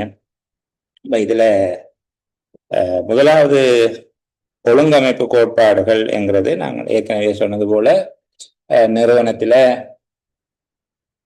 ஆற்றப்பட வேண்டிய கருமங்கள் எவை என்று சொல்லி அடையாளம் காணப்பட்டு அந்த பணிகள் ஒத்த தன்மை அடிப்படையாக கொண்டு அவை தனித்தனி பிரிவுகள், அலகுகள், கிளைகளாக ஆக்கப்பட்டு அவற்றுக்கு இடையில தொடர்புகளை ஏற்படுத்துகிறது தான் நாங்கள் ஒழுங்கமைப்பு என்ற முகாமைத்துவத்தில் பேசுகிறோம். ஏன்னா திட்டமிடல், ஒழுங்கமைத்தல், ஊழியரிடல், வழிநடத்தல், கட்டுப்படுத்தல் என்று சொல்லி அங்க பாருங்க. ஒருங்கிணைத்தல், ஊழியரிடல், வழிநடத்தல், கட்டுப்படுத்தல் என்று சொல்லி பார்க்கிறாங்க. அப்ப இருக்கிற போது இந்த ஒழுங்கமைக்கின்ற போது சில கோட்பாடுகள் பின்பற்றப்படுதல் வேண்டும். அவ்வாறு பின்பற்றப்படுகிற போதுதான் அந்த நிறுவனத்தினுடைய ஒழுங்கமைப்பு சரியானதாக இருக்கும். நிறுவனத்தினுடைய ஒழுங்கமைப்பு என்றா என்ன? அங்கே செய்யப்படுகிற கருமங்களை அவற்றினுடைய ஒத்த தன்மை அடிப்படையாக கொண்டு அவற்றை தொகுதிகளாக ஆக்கி ஒவ்வொரு தொகுதியினையும் அது அலகு, கிளை, பிரிவு அல்லது திணைக்களம் என்ற அடிப்படையில் வகைப்படுத்தி அவற்றுக்கு இடையில காணப்படக்கூடிய இடைத்தொடர்பு முறைகளையும் ஏற்பாடு செய்வது ஒழுங்கமைப்பு என்று சொல்லி பார்த்திருக்கு. அப்ப இந்த ஒழுங்கமைப்பு தொடர்பாக இருக்கக்கூடிய முக்கியமான கோட்பாடுகள் என்ன என்று சொல்லி இருக்கு. இப்படி பார்க்கிற போது ஒன்று யூனிட்டி ஆஃப் கமாண்ட் என்று சொல்றது. சரிதானே? யூனிட்டி ஆஃப் கமாண்ட் அல்ல செயின் ஆஃப் கமாண்ட் சொல்லுவாங்க. ஒரு தொடர் ஆணை கோட்பாடு. அது 2 விதமாக இருக்கு. செயின் ஆஃப் கமாண்ட் என்று சொல்லி கொண்டு இருக்கு, யூனிட்டி ஆஃப் கமாண்ட் என்று சொல்லி கொண்டு இருக்கு. கட்டளை இடப்படுவது. இங்க முதலாவது யூனிட்டி ஆஃப் கமாண்ட் என்றது ஒரு உத்தரவின் ஓரிடத்தன்மை அல்லது ஒருமை உத்தரவு கோட்பாடு என்று சொல்லுவோம். Unity of command. அப்ப இந்த யூனிட்டி ஆஃப் கமாண்ட் என்றா என்ன என்று கேட்டீங்கன்னா, ஒரு அலுவலர் ஒரு மேல்நிலை அலுவலரிடம் இருந்துதான் ஆணைகளை பெறுதல் வேண்டும். குறிப்பிட்ட ஒரு அலுவலர் ஒரு மேல்நிலை அலுவலரிடம் இருந்து கட்டளைகளை பெறும் வகையில் ஒழுங்கமைப்பு செய்யப்பட்டிருத்தல் வேண்டும். ஒன்றுக்கும் மேற்பட்டவர்களிடமிருந்து கட்டளைகள் கிடைக்கப்பெறுகின்ற போது அங்கு முரண்பாடு தோற்றம் பெறும். கருமங்களை முன்னுரிமைப்படுத்துவதில் குழப்பங்கள் தோன்றும்.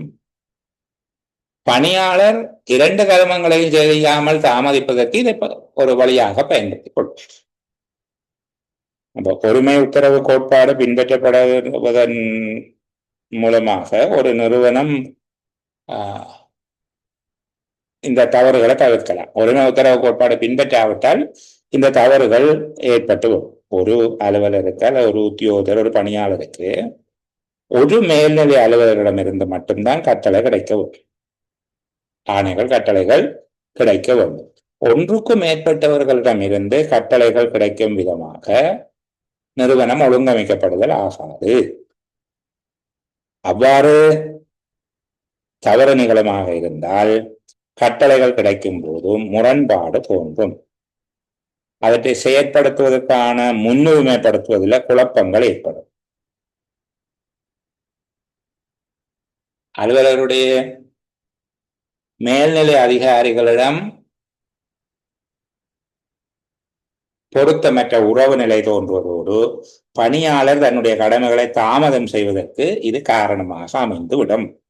இப்ப இது நாங்க யூனிட்டி ஆஃப் கமாண்ட் என்று சொல்றோம், ஒருமை உத்தரவு கோட்பாடு.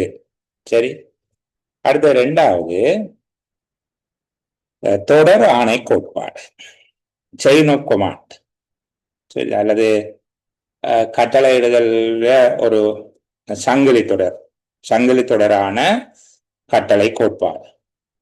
மேல்நிலை முகாமையாளர்களிடமிருந்து கீழ்நிலை பணியாளர்களுக்கான தொடர்பாடல் ஒரு படிமுறைக்கு ஊடாக மேற்கொள்ளப்பட வேண்டும். அவ்வாறே கீழ்நிலை பணியாளர்கள் உயர்நிலை முகாமையோடு தொடர்பு கொள்வதும் படிமுறைகளுக்கு ஊடாகவே நடைபெறுதல் வேண்டும். அந்த ப்ராப்பர் சேனலுக்குள்ளாக நடக்க வேண்டும் என்று சொல்லுவது தொடர் ஆணை கோட்பாடு. மேல்நிலை முகாமையாளரிடமிருந்து கீழ்நிலை பணியாளர்களுக்கு மேற்கொள்ளப்படுகின்ற தொடர்பாடல் படிமுறை அமைப்பு கூடாக மேற்கொள்ளப்படுதல் வேண்டும். அவ்வாறு கீழ்நிலை பணியாளர்கள் உயர்நிலை முகாமையோடு தொடர்பு கொள்ளுதலும் அந்த படிமுறைகளுக்கு கூடாக மேற்கொள்ளப்படுதல் வேண்டும். இது இல்லாவிட்டால் அலுவலகம் சிதறிப்போம். இது இரண்டாவது தொடர் ஆணை கோட்பாடு. சில இடங்களை இங்க பாத்தீங்கன்னா மேற்பார்வை அலுவலர் இருப்பார். சும்மா உங்களை விளங்கக்கூடிய சொல்றேன், ஒரு பிரதி திட்ட பணிப்பாளர் அல்லது உதவி திட்ட பணிப்பாளர் இருப்பார். அவருக்கு தெரியாமல் வீட்டு திட்ட கோவைகளை சப்ஜெக்ட் ஆபீசரும் பிரதேசரின் கையாளுவார்களாக இருந்தால் அங்கு பொறுப்பு கூறல் போன்ற பல்வேறு நெருக்கடிகள் தோன்ற தொடங்கும். இது சும்மா விளக்கத்துக்காக சொல்லுகிறோம், தொடர் ஆணை கோட்பாடு. மூன்றாவது, நாங்கள் ஏற்கனவே சொன்னோம், ஒரு அலுவலக முறைமை ஒன்று அமைக்கப்படுகிற போது விதிவிலக்கு கோட்பாடு பிரயோகிக்கப்படக்கூடியதாக இருக்க வேணும் என்று சொல்லி, சரிதானே? இது மேனேஜ்மெண்ட் பை எக்ஸெப்ஷன் என்று சொல்லுகிறது. முகாமைத்துவத்தில் விதிவிலக்கு கோட்பாடு. முகாமைத்துவத்தில் விதிவிலக்கு கோட்பாடு என்பது இங்கு வெவ்வேறு தரங்கள் அல்லது படிநிலைகள் இருக்கக்கூடிய அலுவலர்களுக்கு அவர்களுக்கான அதிகார எல்லைகள் ஒழுங்குபடுத்தப்பட வேண்டும். இந்த ஒழுங்கமைப்பை செய்கிற போது வெவ்வேறு படிநிலைகள் இருக்கக்கூடிய அலுவலர்களுக்கு அங்கு வெவ்வேறு விதமான அதிகார எல்லைகள் ஏற்பாடு செய்யப்பட வேண்டும். அதிகார எல்லைகளுக்கு அமைவாக அவர்கள் செயற்பட வேண்டும். தங்கள் அதிகாரத்தினுள் தீர்மானம் எடுக்க முடியாத விடயங்களை மேல்நிலை அதிகாரியிடம் சமர்ப்பிக்க வேண்டும். இதுதான் விதிவிலக்கு முகாமைத்துவ கோட்பாடு அல்லது முகாமைத்துவத்தின் விதிவிலக்கு கோட்பாடு, மேனேஜ்மெண்ட் பை எக்ஸெப்ஷன் என்று சொல்லுவோம். விதிவிலக்கு கோட்பாடு இது ஒழுங்கமைப்பினுடைய இன்னும். அடுத்தது ஒருமை நோக்க கோட்பாடு. ஒருமை நோக்க கோட்பாடு என்று சொல்லுகிறது, ஒரு நிறுவனத்தினுடைய எல்லா திணைக்களங்கள், பிரிவுகள், அலகுகள், கிளைகள் என்பவை ஒன்றுடன் ஒன்று இசைந்து செயற்படும் விதமாக, அதாவது எல்லா பிரிவுகளும் நிறுவனத்தின் முக்கிய நோக்கத்தை அடையும் விதமாக ஒழுங்கமைக்கப்படுதல் வேண்டும். இவற்றுக்கிடையில போட்டித்தன்மை என்கிறது பொருத்தமற்ற ஒரு போட்டித்தன்மை காணப்பட்டால் நிறுவனத்தினுடைய இலக்கு அடையப்பட மாட்டாது. ஆகவே நிறுவனத்தினுடைய எல்லா திணைக்களங்கள், பிரிவுகள், அலகுகள், கிளைகள் என்பவை ஒன்றுடன் ஒன்று ஒத்திசைந்து நிறுவனத்தின் பொது நோக்கத்தை அடையும் வகையில ஒருங்கிணைக்கப்பட வேண்டும். இன்னொன்று சமநிலை கோட்பாடு என்று சொல்றோம். சமநிலை கோட்பாடு ஒரு நிறுவனத்தில் காணப்படுகின்ற ஒவ்வொரு அலகுகள், பிரிவுகள், கிளைகள், திணைக்களங்கள் என்பவற்றுக்கு சம அளவிலான முக்கியத்துவம் கொடுக்கப்பட வேண்டும். சரிதானே? சில இடங்கள்ல அப்படி இருக்கிறது, சம அளவிலான முக்கியத்துவம் கொடுக்கப்படாவிட்டால் நிறுவனம் சுமூகமாக இயங்காது. உதாரணத்துக்கு அலுவலகத்துல இருக்கக்கூடிய செயல்திறன் குறைந்த அபிவிருத்தி அலுவலர்கள் அல்லது முகாமைத்துவ சேவை அலுவலர்களை குறித்த சில கிளைகளுக்கு மட்டும் வழங்குவது, வினைத்திறன் மிக்கவர்கள் என்று அடையாளம் காணப்பட்ட முகாமைத்துவ சேவை அலுவலர்கள், அபிவிருத்தி அலுவலர்களை சில கிளைகளினுடைய தலைவர்கள் தாங்களே காலங்காலமாக அவர்களை வைத்துக் கொள்வது, ஆண்டவரை வைத்துக் கொள்வது. உள்ளக இடமாற்றம் கொண்டு வந்தாலும் இவ்வளவு பேரையும் விட்டால் நான் செயற்படுத்த முடியாத அலுவலகத்தை என்று சொல்லுவது. இந்த மாதிரி இருக்கிறத சொல்றது சமநிலை கோட்பாடு இல்லாத நிலைமை. அப்ப சமநிலை கோட்பாடு என்றால் ஒரு நிறுவனத்தின் பல்வேறு பிரிவுகள், அலகுகள், கிளைகள் அல்லது திணைக்களங்கள் உள்ள போது அனைத்தும் சம அளவிலான முக்கியத்துவம் கொண்டதாக இருக்க வேண்டும். அடுத்தது அதிகாரம் மற்றும் பொறுப்பின் சமத்துவ கோட்பாடு. அதிகாரம் மற்றும் பொறுப்பின் சமத்துவ கோட்பாடு இது அலுவலர்களுக்கு வழங்கப்படுகின்ற பொறுப்புகள் மற்றும் கடமைகள் என்பவற்றை நிறைவேற்றுவதற்கு போதுமான அதிகாரங்களும் அவர்களுக்கு வழங்கப்பட வேண்டும். அலுவலர்களுக்கு வழங்கப்படுகின்ற கடமை பொறுப்புகளை நிறைவேற்றுவதற்கு போதுமான அளவு அதிகாரம் வழங்கப்பட வேண்டும். குறைந்த அதிகாரம் வழங்கப்பட்டால் சிவப்பு நாடா முறை ஒன்று தோன்றும், சரிதானே? தாமதம் ஒன்று தோன்றிவிடும். அதிகமான அதிகாரம் வழங்கப்பட்டால் அதிகார துஷ்பிரயோகம் நிகழ்வதற்கு வாய்ப்பு இருக்கு. அவர்களுடைய கடமை பொறுப்புகளை நிறைவேற்றுவதற்குரிய அதிகாரத்தை வழங்க வேண்டும். நான் உங்களுக்கு வழங்கக்கூடிய மாதிரி சொன்னால், ஒவ்வொரு தடவையும் மோட்டார் போக்குவரத்து பிரிவுக்கு பொதுமக்கள் டாக்ஸ் எடுக்க வருகிற போது போய் பிரதேச அனுமதி பெறும் விதமாக இருந்தால் அவ்வளவு சரிதானே. ஒவ்வொரு தரம் டாக்ஸுக்கு வந்திருக்கணும் ஓடி போய் பிரதேச செலுத்திவாள் வந்திருக்கிறார், இந்த மாதிரி டாக்ஸை கொடுக்கவா. அண்ட் அதே போல பிறப்பு சான்றிதழ், இறப்பு சான்றிதழை பெறுவதற்கு வருகிற ஒவ்வொரு தடவையும் பிரதேச போய் அனுமதி பெறுகிற மாதிரி இருக்கக்கூடாது. அவர்களுக்கு தங்களுடைய கடமையை செய்வதற்குரிய அதிகாரம் கொடுக்கவும். அதுக்காக எந்த ஆவணமுமே இல்லாம வருகிற ஒருவருக்கு டாக்ஸ் கொடுக்குற அளவுக்கு அதிகாரம் கொடுக்கக்கூடாது. உரிய ஆவணங்கள் இருந்தால் அவற்றை பரிசீலித்து அவற்றினுடைய விவரங்களை பதிவு செய்த பின்னர் வழங்கலாம் என்பதாக இருக்கணும். அப்ப அதிகார துஷ்பிரயோகம் நடக்கக்கூடாது, சேவை தாமதம் நிகழக்கூடாது என்றால் அவருடைய கடமை பொறுப்புகளை நிறைவேற்றுவதற்கு தகுந்த அதிகாரம் வழங்கப்படுதல் வேண்டும். அதிகாரமும் பொறுப்பும் பற்றிய கோட்பாடு என்று சொல்லி அதை சொல்லுகிறார். அடுத்தது மேற்பார்வை அளவு கோட்பாடு. மேற்பார்வை அளவு கோட்பாடு, ஸ்பேன் ஆஃப் சூப்பர்வைசன். ஒரு மேற்பார்வையாளரின் கீழ் பணியாற்றுபவர்கள் எண்ணிக்கை அவரால் வினைத்திறனாக மேற்பார்வை செய்யக்கூடிய அளவில் இருக்க வேண்டும். ஒரு மேற்பார்வை அலுவலரால மேற்பார்வை செய்யப்படுகின்ற பணியாளர்களுடைய எண்ணிக்கை அவரால் வினைத்திறன் மிக்க வகையில் மேற்பார்வை செய்யக்கூடியதாக இருக்க வேண்டும். குறைந்த எண்ணிக்கையில இருந்தால் வள விரயம் ஏற்படும். கூடிய எண்ணிக்கையில இருந்தால் லேக் ஆஃப் சூப்பர்வைசன் வரும். மேற்பார்வையில் குறைபாடு ஒன்று தோன்றும். பொதுவாக ஒரு மேல்நிலையில 4 பேரையும் கீழ்நிலையில 8 பேரையும் மேற்பார்வை செய்யலாம் என்று சொல்லி சொல்லப்பட்டிருக்குது. சாதாரணமாக ஒரு மேற்பார்வையாளர் 5 இருந்து 8 பேர் வரையில வினைத்திறன் மிக்க முறையில மேற்பார்வை செய்யலாம் என்று சொல்லி சொல்லுவோம். சரியா? முக்கியமான கோட்பாடுகள் இவ்வளவுதான். இது தவிர வினைத்திறன் கோட்பாடு என்று சொல்லி இருக்குது. வினைத்திறன் கோட்பாடு என்பது நிறுவனத்தினுடைய இலக்குகளை குறைந்த நிறுவன செலவு மற்றும் சமூக செலவோடு, நிறுவனம் என்றால் அந்த விடயத்துக்காக நிறுவனத்துக்கு ஏற்படுகிற செலவு, சமூக செலவு என்றால் அந்த விடயத்தை நிறைவேற்றுவதன் காரணமாக சமூகத்துக்கு ஏற்படுகிற பாதிப்பு, குறைந்த அளவிலான நிறுவன செலவு மற்றும் சமூக செலவோடு கருமங்களை நிறைவேற்றக்கூடியதாக ஒழுங்கமைப்பு இருக்க வேண்டும். அடுத்து சிறப்பு தேர்ச்சி கோட்பாடு அல்லது வேலை பகிர்வு கோட்பாடு, வேலை பிரிப்பு கோட்பாடு என்று சொல்லப்படுது. இங்கு வேலைகள் பிரிக்கப்பட்டு அலுவலர்களுக்கு வழங்கப்படுவதன் மூலமாக ஒரு வேலையை தொடர்ச்சியாக மேற்கொண்டு அதன் மூலமாக சிறப்பு தேர்ச்சி பெறுவதற்கு ஏற்ற வகையில் ஒரு அலுவலர்களுக்கு குறித்த சில வேலைகளை பகிர்ந்து கொடுக்க வேண்டும். ஒருவர் எல்லா பணிகளையும் செய்வதை விட குறித்த ஒரு நடைமுறையினுடைய அல்லது அலுவலக ஒரு முறைமையினுடைய ஏதேனும் ஒரு பகுதியை ஒரு அலுவலர் நிறைவேற்றுவதாக இருக்கும். அப்ப தொடர்ச்சியாக அவர் அந்த பகுதியை மட்டும் நிறைவேற்றுவதன் மூலமாக சிறப்பு தேர்ச்சி பெறுவதற்கான வாய்ப்பு இருக்கும். அப்போ டிவிஷன் ஆஃப் ஒர்க் என்று சொல்லி சொல்லுகிறது வேலை பிரிப்பு கோட்பாடு அல்லது சிறப்பு தேர்ச்சி கோட்பாடு. இப்ப இந்த விடயங்களை நாங்கள் அலுவலக ஒழுங்கமைப்பு தொடர்பான கோட்பாடுகள், ஒழுங்கமைப்பு கோட்பாடுகள் என்று சொல்லி கேட்கப்பட்டால் அந்த விஷயத்தை சொல்லுங்க. அடுத்தது நாங்கள் அலுவலக முறைமை ஒன்றை திறம்பட மேற்கொள்வதற்கான வழிமுறைகள், உத்திகளவை என்று பார்க்கிற போது ஒர்க் இன்ஸ்பெக்ஷன் ஒன்றை சொன்னேன். என்ன ஒர்க் இன்ஸ்பெக்ஷன், வேலை பரிசோதனை என்று சொல்லும். இதன் மூலமாக அங்கு அலுவலக முறைமையில் ஒரு கட்டுப்பாட்டை ஏற்படுத்த முடியும். வேலை பரிசோதனை என்றால் என்ன? ஊழியர்கள் நிறைவேற்றுகின்ற சேவையின் தரம் மற்றும் அளவு, அதாவது அவர்கள் வேலையை நிறைவேற்றுகின்ற வேகம், அவர்கள் கொண்டிருக்கும் விவேகம் என்பவற்றை கண்டறிவதற்காக மேற்கொள்ளுகின்ற பதவி நிலை அலுவலர்களின் பரிசோதனை நடவடிக்கையினை வேலை பரிசோதனை என்று அழைக்கலாம்.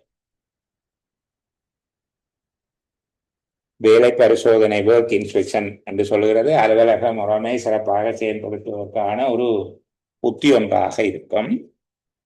இங்கு ஊழியர்கள் செய்கின்ற வேலையின் தரம், அளவு, வேலை செய்யும் வேகம், அலுவலர்கள் கொண்டுள்ள விவேகம், ஆற்றல் என்பவற்றை கண்டறிவதற்காக மேற்கொள்ளுகிற ஒரு நடவடிக்கையாக பதவி நிலை அலுவலர்களால் மேற்கொள்ளப்படுகின்ற ஒரு பரிசோதனை. இவ்வாறான வேலை பரிசோதனை அறிக்கை உரிய வகையில அறிக்கையிடப்படுதல் வேண்டும். உத்தியோகத்தர்களுடைய ஆற்றல், திறமை, நுண்ணறிவு போன்றவற்றை கண்டறிந்து அது தொடர்பில் அறிக்கை விடுவதாக இது அமைதல் வேண்டும். வேலை பரிசோதனை செய்யப்படுகிற போது அளவீடு செய்யப்படக்கூடிய விடயங்கள். ஒரு அலுவலர் கீழ் குறிப்பிடப்படுகின்ற விடயங்களை நிறைவேற்றுவதற்காக எடுத்துக்கொள்ளும் நேரத்தை அடிப்படையாக வைத்து ஒரு அலுவலருடைய சேவையின் தரம், வேகம், அவர் கொண்டுள்ள ஆற்றல், திறமை, விவேகம் என்பவற்றை அளவிடக்கூடியதாக இருக்கும். வேலை பரிசோதனையின் போது பரீட்சிக்கப்படுகின்ற விடயங்கள் என்று கேட்கப்பட்டாலும் நீங்கள் இந்த விடயத்தை சொல்லு, சரிதானே? அலுவலர் ஒருவருடைய வேலை பரிசோதனையின் போது, அலுவலர் ஒருவருடைய திறனை அளப்பதற்கான வேலை பரிசோதனையின் போது பரீட்சிக்கப்படுகிற விடயங்கள் இவை என்று கேட்கப்பட்டால், கீழ்வரும் கர்மங்களை நிறைவேற்றுவதற்காக ஓர் அலுவலர் எடுத்துக்கொள்ளுகின்ற நேரம் மற்றும் அவ்விடயங்களில் காணப்படுகின்ற பிழையற்ற தன்மை போன்றவற்றை மதிப்பீடு செய்யலாம். ஒன்று, படிவங்களை பூர்த்தி செய்தல். இரண்டாவது, கணக்குகள் எழுதுதல், கணக்குகளை சமப்படுத்துதல், அறிக்கைகளை தயாரித்தல், ஏனைய உத்தியோகத்தர்களுக்கு பயிற்சி அளித்தல், அறிக்கைகள் எழுதுதல், விளக்க குறிப்புகள், கோவை குறிப்புகளை எழுதுதல், நிதி பிரமாணம், தாவன விதி கோவை, சுற்றறிக்கைகள், அறிவுறுத்தல்கள் போன்றவற்றில் உள்ள ஏற்பாடுகள் தொடர்பான அறிவு, கடிதங்களை கோப்புடல் மற்றும் அவற்றுக்கான குறுக்கு பதிவுகள், உசாத்துணைகளை இனங்கண்டு குறிப்பிடுதல், பதில் கடிதங்களை வரைதல். இதே வேலையை முன்னர் செய்வதற்கு அல்லது இதனை ஒத்த வேலையை செய்வதற்கு உத்தியோகத்தர்கள் எடுத்துக்கொள்ளுகின்ற நேரத்திலே அளவீடு செய்தல். இதே அலுவலர் இந்த வேலையை முதல் செய்கிறதுக்கு எவ்வளவு நேரம் எடுத்தார், இப்ப எவ்வளவு எடுக்கிறார் என்று பார்க்கலாம். அல்லது சமமான உத்தியோகத்தர்கள் இதே மாதிரியான வேலையை செய்வதற்கு எவ்வளவு நேரம் எடுக்கிறார்கள், இவர் எவ்வளவு நேரம் எடுக்கிறார் என்று பார்க்கலாம், சரிதானே? அப்போ வேலை பரிசோதனை ஒன்றின் போது அளவீடு செய்யப்படக்கூடிய வேலை பரிசோதனை ஒன்றின் அளவீட்டு கருவிகள் என்றும் இதை கேட்கலாம். அலுவலர்களுடைய வேலை பரிசோதிக்கப்படுகிற போது ஒர்க் இன்ஸ்பெக்ஷன் எவ்வாறான விடயங்களை கருத்தில் கொண்டு வேலை பரிசோதனை மேற்கொள்ளப்படலாம் என்று கேட்கப்பட்டாலும் நீங்கள் இந்த விடயத்தை எழுதக்கூடியதா இருக்க வேண்டும், சரிதானே? தயவு செய்து வீடியோவை பார்த்து திரும்ப ஒருக்கா குறிச்சு கொள்ளும். வேலை பரிசோதனையினால் ஏற்படுகின்ற அனுகூலங்கள் எவை என்று கேட்டு,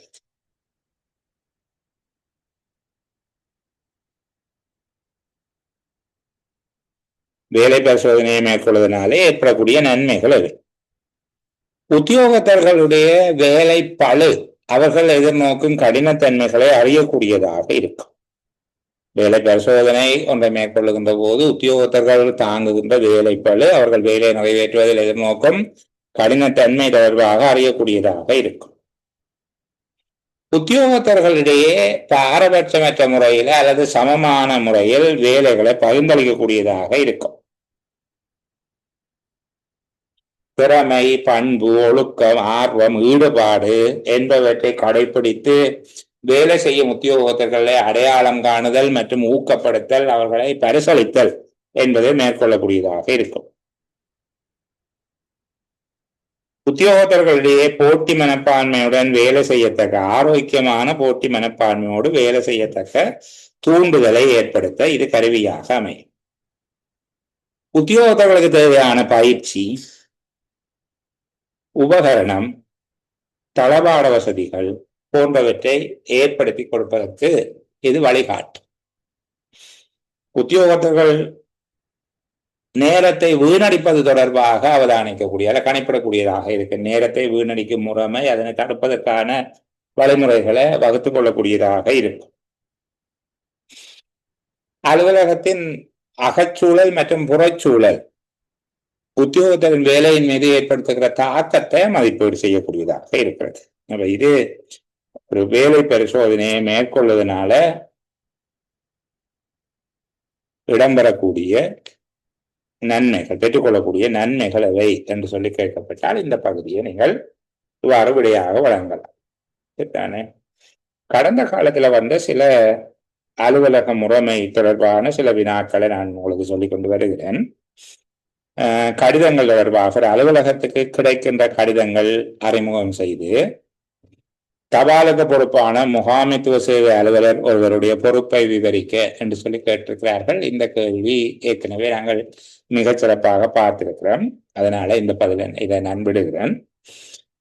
பதிவு தபால் மூலம் அனுப்பப்படுகின்ற கடிதங்கள் பதியப்படுகின்ற பதிவேட்டில் இடம்பெற வேண்டிய தகவல்கள் எவை என்று சொல்லி கேட்கப்பட்டிருக்கு. பதிவு தபால் மூலம் அனுப்பப்படுகின்ற கடிதங்கள் பதியும் பதிவேட்டில் இடம்பெற வேண்டிய அடிப்படையான தகவல்கள் எவை என்று சொல்லி கேட்டிருக்கிறார்கள்.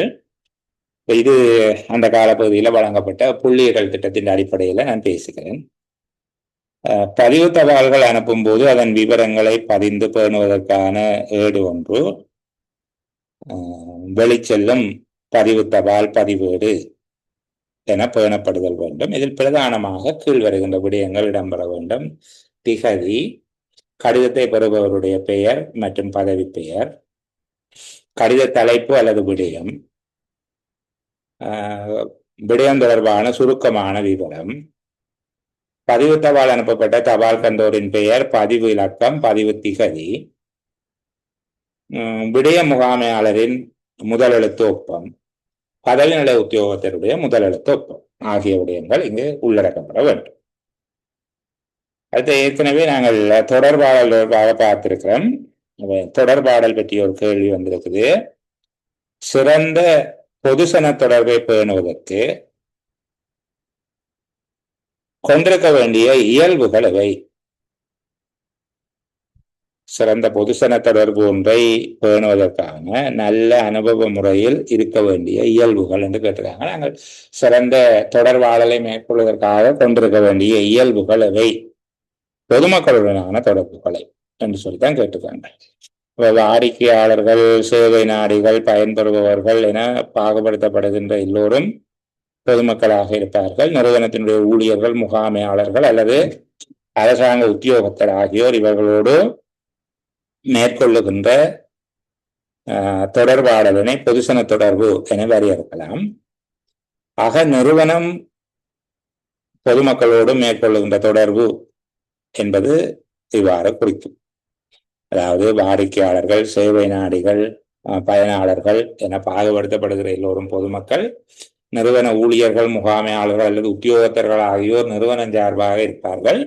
இவர்களுக்கு இடையில மேற்கொள்ளப்படுகின்ற தொடர்பாடல் என்பது நிறுவனம் மற்றும் பொதுமக்களுக்கு இடையிலான தொடர்பாடல், அதாவது பொதுசன தொடர்பாடல் என்பதாக இருக்கும். சிறந்த தொடர்பாடல் ஒன்றை மேற்கொள்ள வேண்டுமாக இருந்தால் பின்பற்றப்பட வேண்டிய உத்திகள் என்று பார்க்கிற போது, நன்றாக சிந்தித்து திட்டமிட்ட பின்னர் பேசுதல். பேச வேண்டிய விடயத்தை நன்றாக சிந்தித்து அதனை திட்டமிட்டு ஒழுங்கமைத்த பின்னர் பேசுதல். இரண்டாவது, பேசும்போது குறுக்கறுத்தல் அல்லது அதிகமாக கருத்து இடைஞ்சலை மேற்கொள்ளாமல் இருக்கவும். பேசும்போது குறுக்குறுதல், அதிகமாக பேசுதல் ஆகிய இடையூறுகளை மேற்கொள்ளாது இருக்க வேண்டும். தொழில்நுட்ப ரீதியான விடயங்களில் கவனமாக இருக்க வேண்டும். தொழில்நுட்பத்தை பயன்படுத்துகிற போது தொழில்நுட்பம் தெளிவாக இருக்கிறதா, அங்கு இன்டரப்ஷன் என்ன இடையூறுகள் தடைகள் ஏற்படவில்லையா என்பது தொடர்பில் கவனம் செலுத்த வேண்டும். தொடர்பாடக்கூடிய சூழலை ஏற்படுத்திக் கொள்ளவும். அந்த தொடர்பாடலை திசை இருக்கக்கூடிய சட்டம் தண்டனை ஏற்படுத்தக்கூடிய இடங்கள்ல இருந்து செய்யக்கூடாது. தொடர்பாடக்கூடிய சூழலை ஏற்படுத்திக் கொள்ள வேண்டும். முக்கியமான விடயங்களுக்கு மாத்திரம் கவனம் செலுத்தி, முக்கியத்துவம் உடைய விடயங்களுக்கு மாத்திரம் கவனம் செலுத்தி அவற்றை கருத்தில் எடுக்க வேண்டும். முக்கியமான விடயங்களின் மீது மாத்திரம் கவனம் செலுத்தி அவற்றை கவனத்துக்கு எடுக்க வேண்டும். எல்லா விடயங்களையும் கவனத்துக்கு எடுக்க தேவையில்லை. முக்கியமான விடயங்கள் தொடர்பில் கவனத்துக்கு எடுக்க வேண்டும் என்பது சொல்லப்பட்டது. இன்னொரு விடயம், நாங்கள் பொதுச்சேவை ஆணைக்குழுவின் நடைமுறை விதிகளுக்குள்ள பாப்பம் இருந்தாலும் இங்கு ஒரு வினா அலுவலக முறைமைக்குள்ள கேட்டிருக்கிறார்கள். புதிய அலுவலர் ஒருவர் தகுதிகான் காலத்தின் போது விருத்தி செய்ய வேண்டிய பண்புகள் எவை என்று சொல்லி கேட்கிறார். புதிய அலுவலர் ஒருவர் தகுதிகான் காலத்தின் போது விருத்தி செய்ய வேண்டிய பண்புகள் எவை? நாங்கள் ஏற்கனவே பயிற்சி என்பதை பார்த்திருக்கிறபடியால இந்த விடயத்தையும் கதைச்சு கொண்டு போவோம். அப்ப அரசாங்க சேவைக்கு புதிதாக அரசாங்க சேவையில் உள்ள நிரந்தர பதவி ஒன்றுக்கு புதிதாக ஆட்சேர்ப்பு செய்யப்படுகின்ற உத்தியோகத்தர் ஒருவர் நியமன அதிகாரியினால் 3 வருட காலம் கொண்ட தகுதிகான் காலப்பகுதி ஒன்றுக்கு உட்படுத்துதல் வேண்டும். இந்த விடயத்தை நாங்கள் சொல்ல வேண்டும். அரசாங்க சேவையில் உள்ள நிரந்தர பதவி ஒன்றுக்கு புதிதாக ஆட்சேர்க்கப்படும் உத்தியோகத்தர் ஒருவர் நியமன அதிகாரியினால் 3 ஆண்டுகள் கொண்ட காலப்பகுதி ஒன்றுக்கு தகுதிகான் நிலையில் வைக்கப்படுதல் வேண்டும். குறித்த பதவியில் அவரை நிரந்தரமாக வைத்திருப்பதற்கு உரிய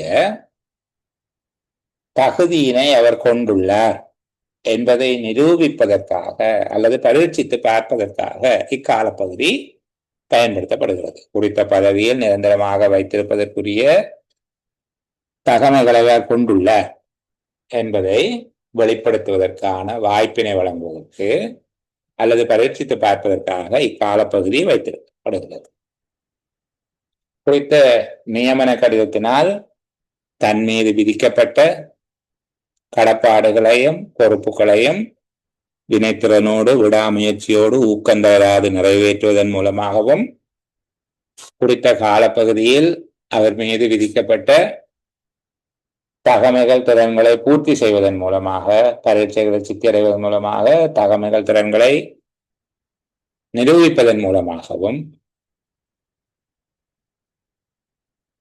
அவர் தன்னுடைய தகமையை நிரூபித்துக் கொள்ள வேண்டும்.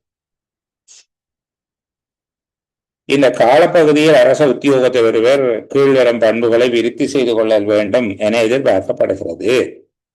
சிறந்த நடத்தை ஒழுக்கம் என்பவற்றை பேணுதல், வேறு ஒழுங்காக கற்றுக்கொள்ளுதல், இக்காலப்பகுதியில் உரிய வைத்திய அறிக்கையினை பெற்றுக் கொடுத்தல், தேவைப்படுகின்ற பரீட்சைகளை சித்தியடைதல், வினைத்திறமகான் தடை பரீட்சையில் சித்தியடைதல். இந்த காலப்பகுதியில் வினைத்திறமகான் தடை பயிற்சி இருக்குமாக இருந்தால் வினைத்திறமகான் தடை பரீட்சைகளில் சித்தியடைதல். இதே கேள்வி இன்னொரு தடவை கேட்கப்பட்டிருக்கு. ஒரு அலுவலருக்கு வினைத்திறமகான் தடை பரீட்சை ஏன் முக்கியத்துவம் வாய்ந்தது என்று கேட்டிருக்காங்க. இது தகுதிகான் காலம் வகையில முக்கியத்துவம் பெறுகிறது என்று கேட்கப்பட்டிருப்பது போல வினைத்திறமகான் தடை பரீட்சை ஏன் முக்கியத்துவம் பெறுகிறது என்று கேட்டிருக்கிறார்கள். இது ஒரு இலங்கை நிர்வாக சேவை பழைய முறையில் நடந்த பரீட்சை. வரையறுக்கப்பட்ட இலங்கை நிர்வாக சேவை போட்டி பரீட்சையில முகாமைத்துவம் என்பது முன்னர் ஒரு அலுவலக முகாமைத்துவம் ஒரு பாடமாக இருந்தது. அப்போ கேட்கப்பட்ட கேள்வி, அலுவலர் ஒருவருக்கு வினைத்திறமகான் தடை பரீட்சை ஏன் முக்கியத்துவம் வாய்ந்ததாக அமைகிறது? உத்தியோகத்தர் ஒருவர் தனது சேவை, பதவி என்பவற்றுக்கு உரிய வினைத்திறமையோடு பணிபுரிகிறார் என்பதை உறுதிப்படுத்துவதற்காக நடாத்தப்படுகிற பயிற்சியாக வினைத்திறமகான் தடை பரீட்சை காணப்படுகிறது. உத்தியோகத்தொருவர் தனது சேவை, தரம், பதவி ஆகியவற்றிற்குரிய வினைத்திறமையுடன் வேலை செய்கிறார் என்பதை உறுதிப்படுத்திக் கொள்வதற்காக நடத்தப்படுகிற பரீட்சையாக வினைத்திறமகான் தடை பரீட்சை காணப்படுகிறது. உத்தியோகத்தொருவர் தனது தொழில்சார் அறிவினை விருத்தி செய்து கொள்ளல் மற்றும் காரியாலய அலுவலக நடைமுறை, தாபன விதிக்கோவையின் ஏற்பாடுகள், நிதி பிரமாணங்களில் உள்ள ஏற்பாடுகள், திணைக்கள சுற்றறிக்கைகள் மற்றும் தொடர்புடைய அமைச்சுக்கள், பொது நிர்வாக அமைச்சு, துறை சேரி ஆகியவற்றின் சுற்றறிக்கைகள் என்பவற்றில் உள்ள ஏற்பாடுகள் தொடர்பில் தான் போதுமான பொருத்தமான அளவு அறிவினை விருத்தி செய்துள்ளார் என்பது தொடர்பாகவும், இவ்விடயங்கள் தொடர்பாக தெளிவான பிரயோக ஆற்றலை கொண்டுள்ளார் என்பது தொடர்பாகவும் தனது அறிவு, திறன் என்பவை சார்ந்த விருத்திகளை நிரூபிப்பதற்காக வினைத்திறமகான் தடை பரீட்சைக்கு தோற்றி சித்தி அடைவதன் மூலமாக தன் திறமைகளை வெளிப்படுத்தக்கூடியதாக இருக்கும். இந்த விடயங்கள் தொடர்பில் தான் கொண்டுள்ள அறிவு, திறன், பிரயோக அறிவு ஆகியவற்றை நிரூபிப்பதற்கு நடத்தப்படுகின்ற வினைத்திறமகான் தடை பரீட்சைக்கு தோற்றி சித்தி அடைவதன் மூலமாக அவற்றை வெளிப்படுத்தக்கூடியதாக இருக்கும். அது மட்டுமல்லாமல் சேவையில உறுதிப்படுத்துதல், பதவி உயர்வு பெறுதல், குறிக்கப்பட்ட வேதன படிநிலைக்கு அப்பால் செல்லுதல் ஆகிய நோக்கங்களுக்காகவும் வினைத்திறமகான் தடை பரீட்சையில் சித்தி அடைய வேண்டி இருக்கிறது. சேவையில உறுதிப்படுத்துதல், குறித்த வேதன படிநிலைக்கு அப்பால் செல்லுதல் மற்றும் பதவி உயர்வு பெறுதல் ஆகியவற்றை பெற்றுக் கொள்வதற்காக வினைத்திறமகான் தடை பரீட்சையில் சித்தி அடைவது முக்கியமானதாக காணப்படுகிறது.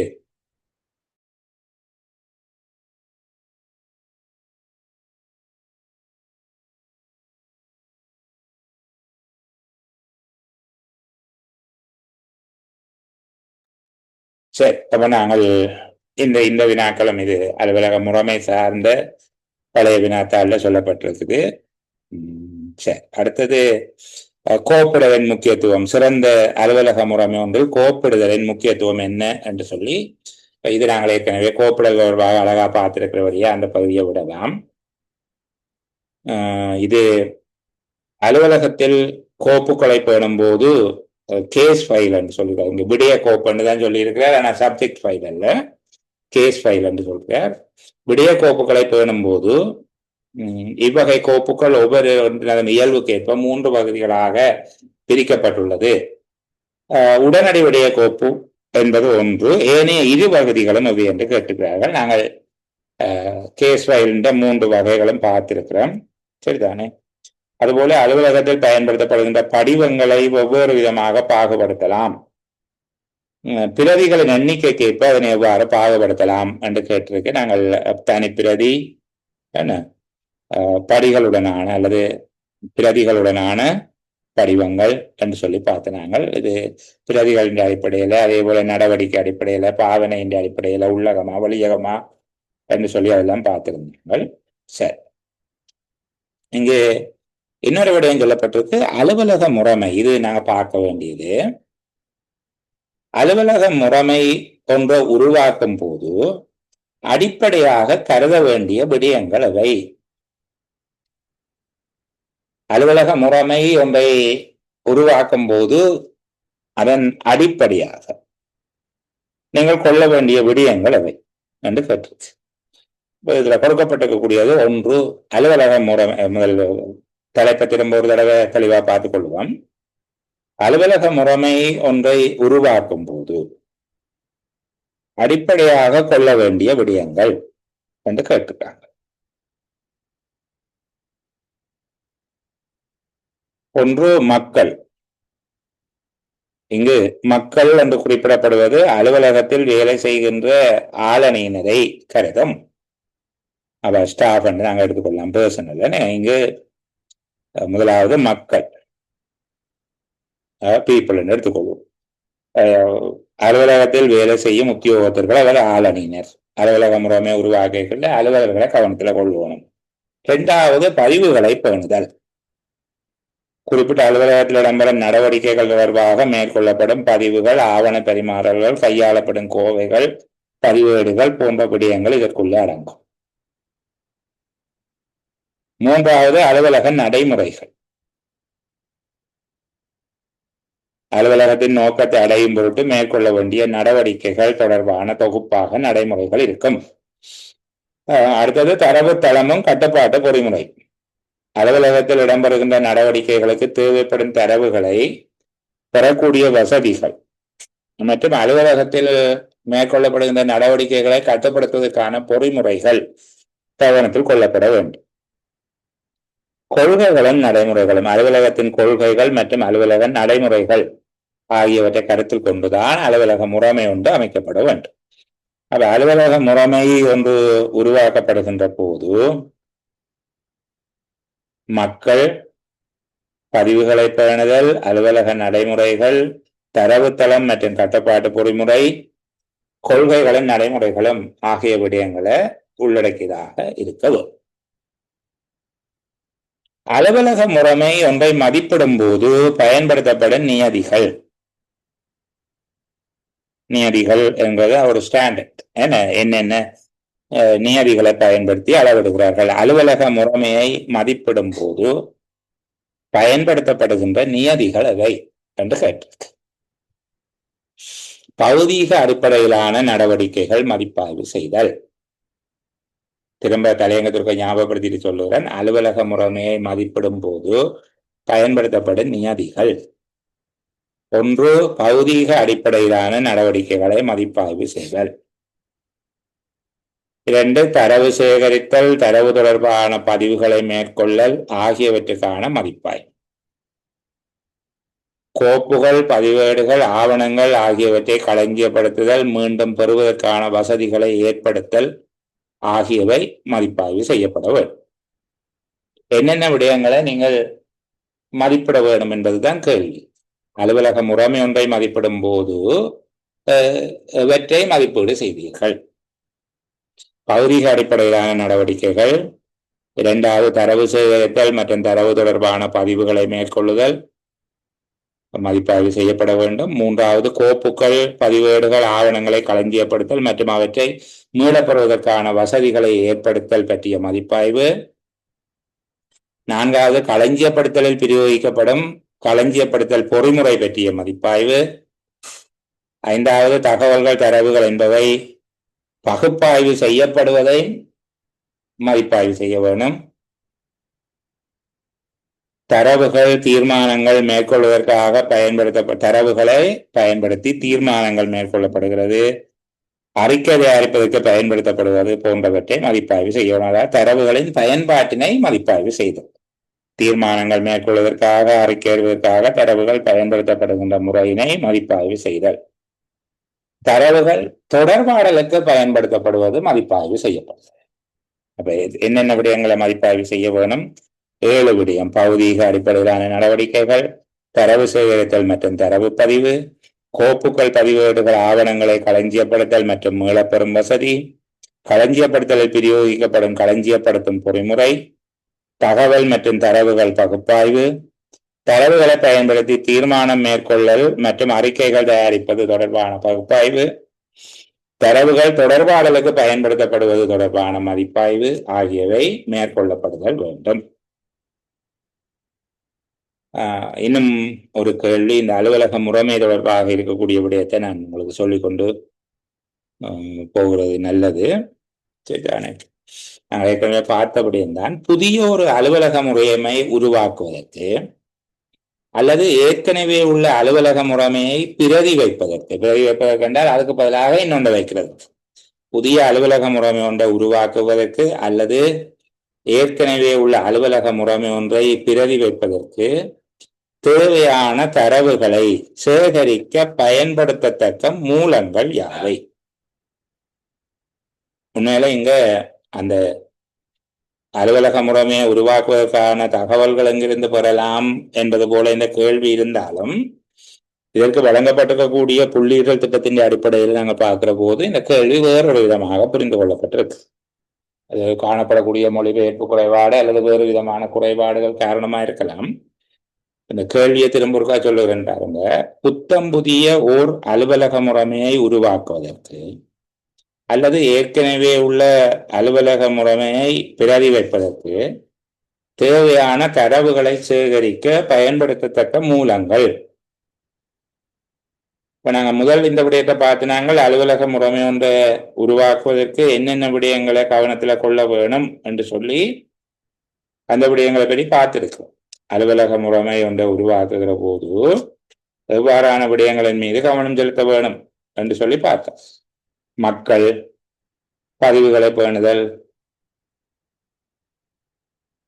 அலுவலக நடைமுறை, தரவுத்தளம் மற்றும் கட்டுப்பாட்டு பொறிமுறை, கொள்கைகள், நடைமுறைகள் என்று சொல்லி 5 விதமாக பார்த்திருக்கிறோம். இங்க இந்த கேள்வி அதே காலப்பகுதியில தான் இலங்கை நிர்வாக சேவை கேட்கப்பட்டிருக்குது. புத்தம் புதிய அலுவலக முறையை உருவாக்குவதற்கு அல்லது ஏற்கனவே உள்ள அலுவலக முறையை பிரதி வைப்பதற்கு தேவையான தரவுகளை சேகரிக்க பயன்படுத்தத்தக்க மூலங்கள் எவை என்றால் என்னென்ன விடயங்கள்ல இருந்து நீங்கள் தகவல்களை எடுக்க வேணும் என்பதாக கேட்கப்பட்டிருக்கு. ஒன்று சொல்லுகிறார்கள் ஆளணியினருடைய வகைபாகம், அதாவது முகாமைத்துவத்தின் வகைபாகம். இதுல இருந்து தகவல்கள் எடுக்க என்பது உண்மையிலே அதை பற்றிய தகவல்கள் எடுக்கணும். என்னென்னத்தை பற்றின தகவல் எடுக்க வேணும் என்பதுதான் நீங்க கேள்வி. சரிதானே? புத்தம் புதிய அலுவலக முறைமை ஒன்றை உருவாக்குதல் அல்லது அலுவலக முறைமை ஒன்றை பதிலீடு செய்கின்ற போது எவ்விதமான தகவல்களை நீங்க பெற்றுக்கொள்ள வேணும். ரோல் ஆஃப் மேனேஜ்மெண்ட் என்று சொல்லியிருக்காங்க. அதாவது முகாமைத்துவத்தின் வகைபாகம், முகாமை செய்தல், மேற்பார்வை செய்தல், வேலை செய்தல் போன்ற முகாமைத்துவத்தின் வகைபாகம் பற்றிய தகவல்கள் பெறப்பட வேணும். இரண்டாவது பௌதீக வளங்கள். என்னென்ன பௌதீக வளங்கள் இருக்குது? இயந்திரம், தளவாடம், பொறிகள், கருவிகள், சாதனங்கள், என்ன பொருத்துக்கள் என்று சொல்லி அந்த பகுதிகளை பற்றிய தகவல்களை எடுக்க வேண்டும்.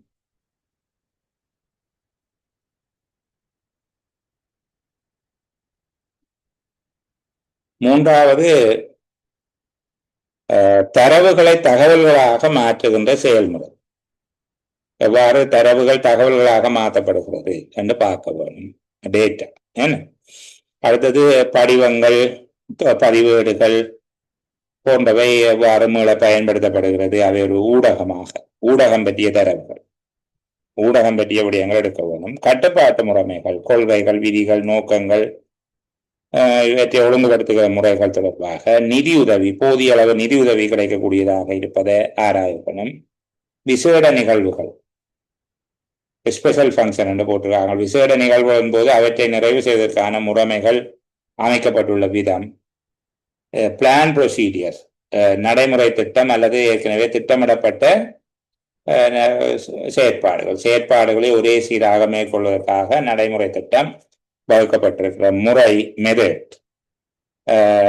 மனித இயக்குதல், மனுவல் என்று சொல்றாங்க, வழிகாட்டி. பொறிமுறை இயக்குதல், மெக்கானிசம். ஆட்டோமேட்டட், தானாகவே இயங்குதல். இப்படியான விடயங்கள் எல்லாத்தையும் வச்சுக்கொண்டு நீங்கள் தகவல் சேகரிக்க வேணும். என்னென்னதை பற்றிய தகவல் சேகரிக்க வேணும் என்பதுதான் இங்க இருக்கக்கூடிய விடயம். முதல் பார்த்த கேள்வி அலுவலக முறைமையை உருவாக்குவதில் அடிப்படையாக கருத வேண்டியவை எவை. இங்கு அலுவலக முறைமை ஒன்றை உருவாக்குவதற்காக எவை பற்றிய தகவல்களை பெறுதல் வேண்டும். இப்ப தகவல் பெறுவதற்கான மூலங்கள் யாவை என்று கேட்டிருக்காங்க தமிழ்ல. ஆனால் உண்மையில எவை பற்றிய தகவலை பெற வேண்டும்.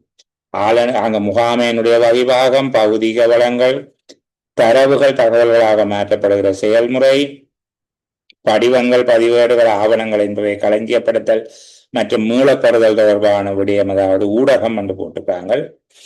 கட்டுப்பாட்டு முறைகள், கொள்கை, விதிகள், நோக்கங்கள் மற்றும் இவற்றை ஒழுங்குபடுத்துகிற முறைகள். நிதியுதவி, போதிய நிதி கிடைக்கக்கூடியதாக இருக்கிறதா.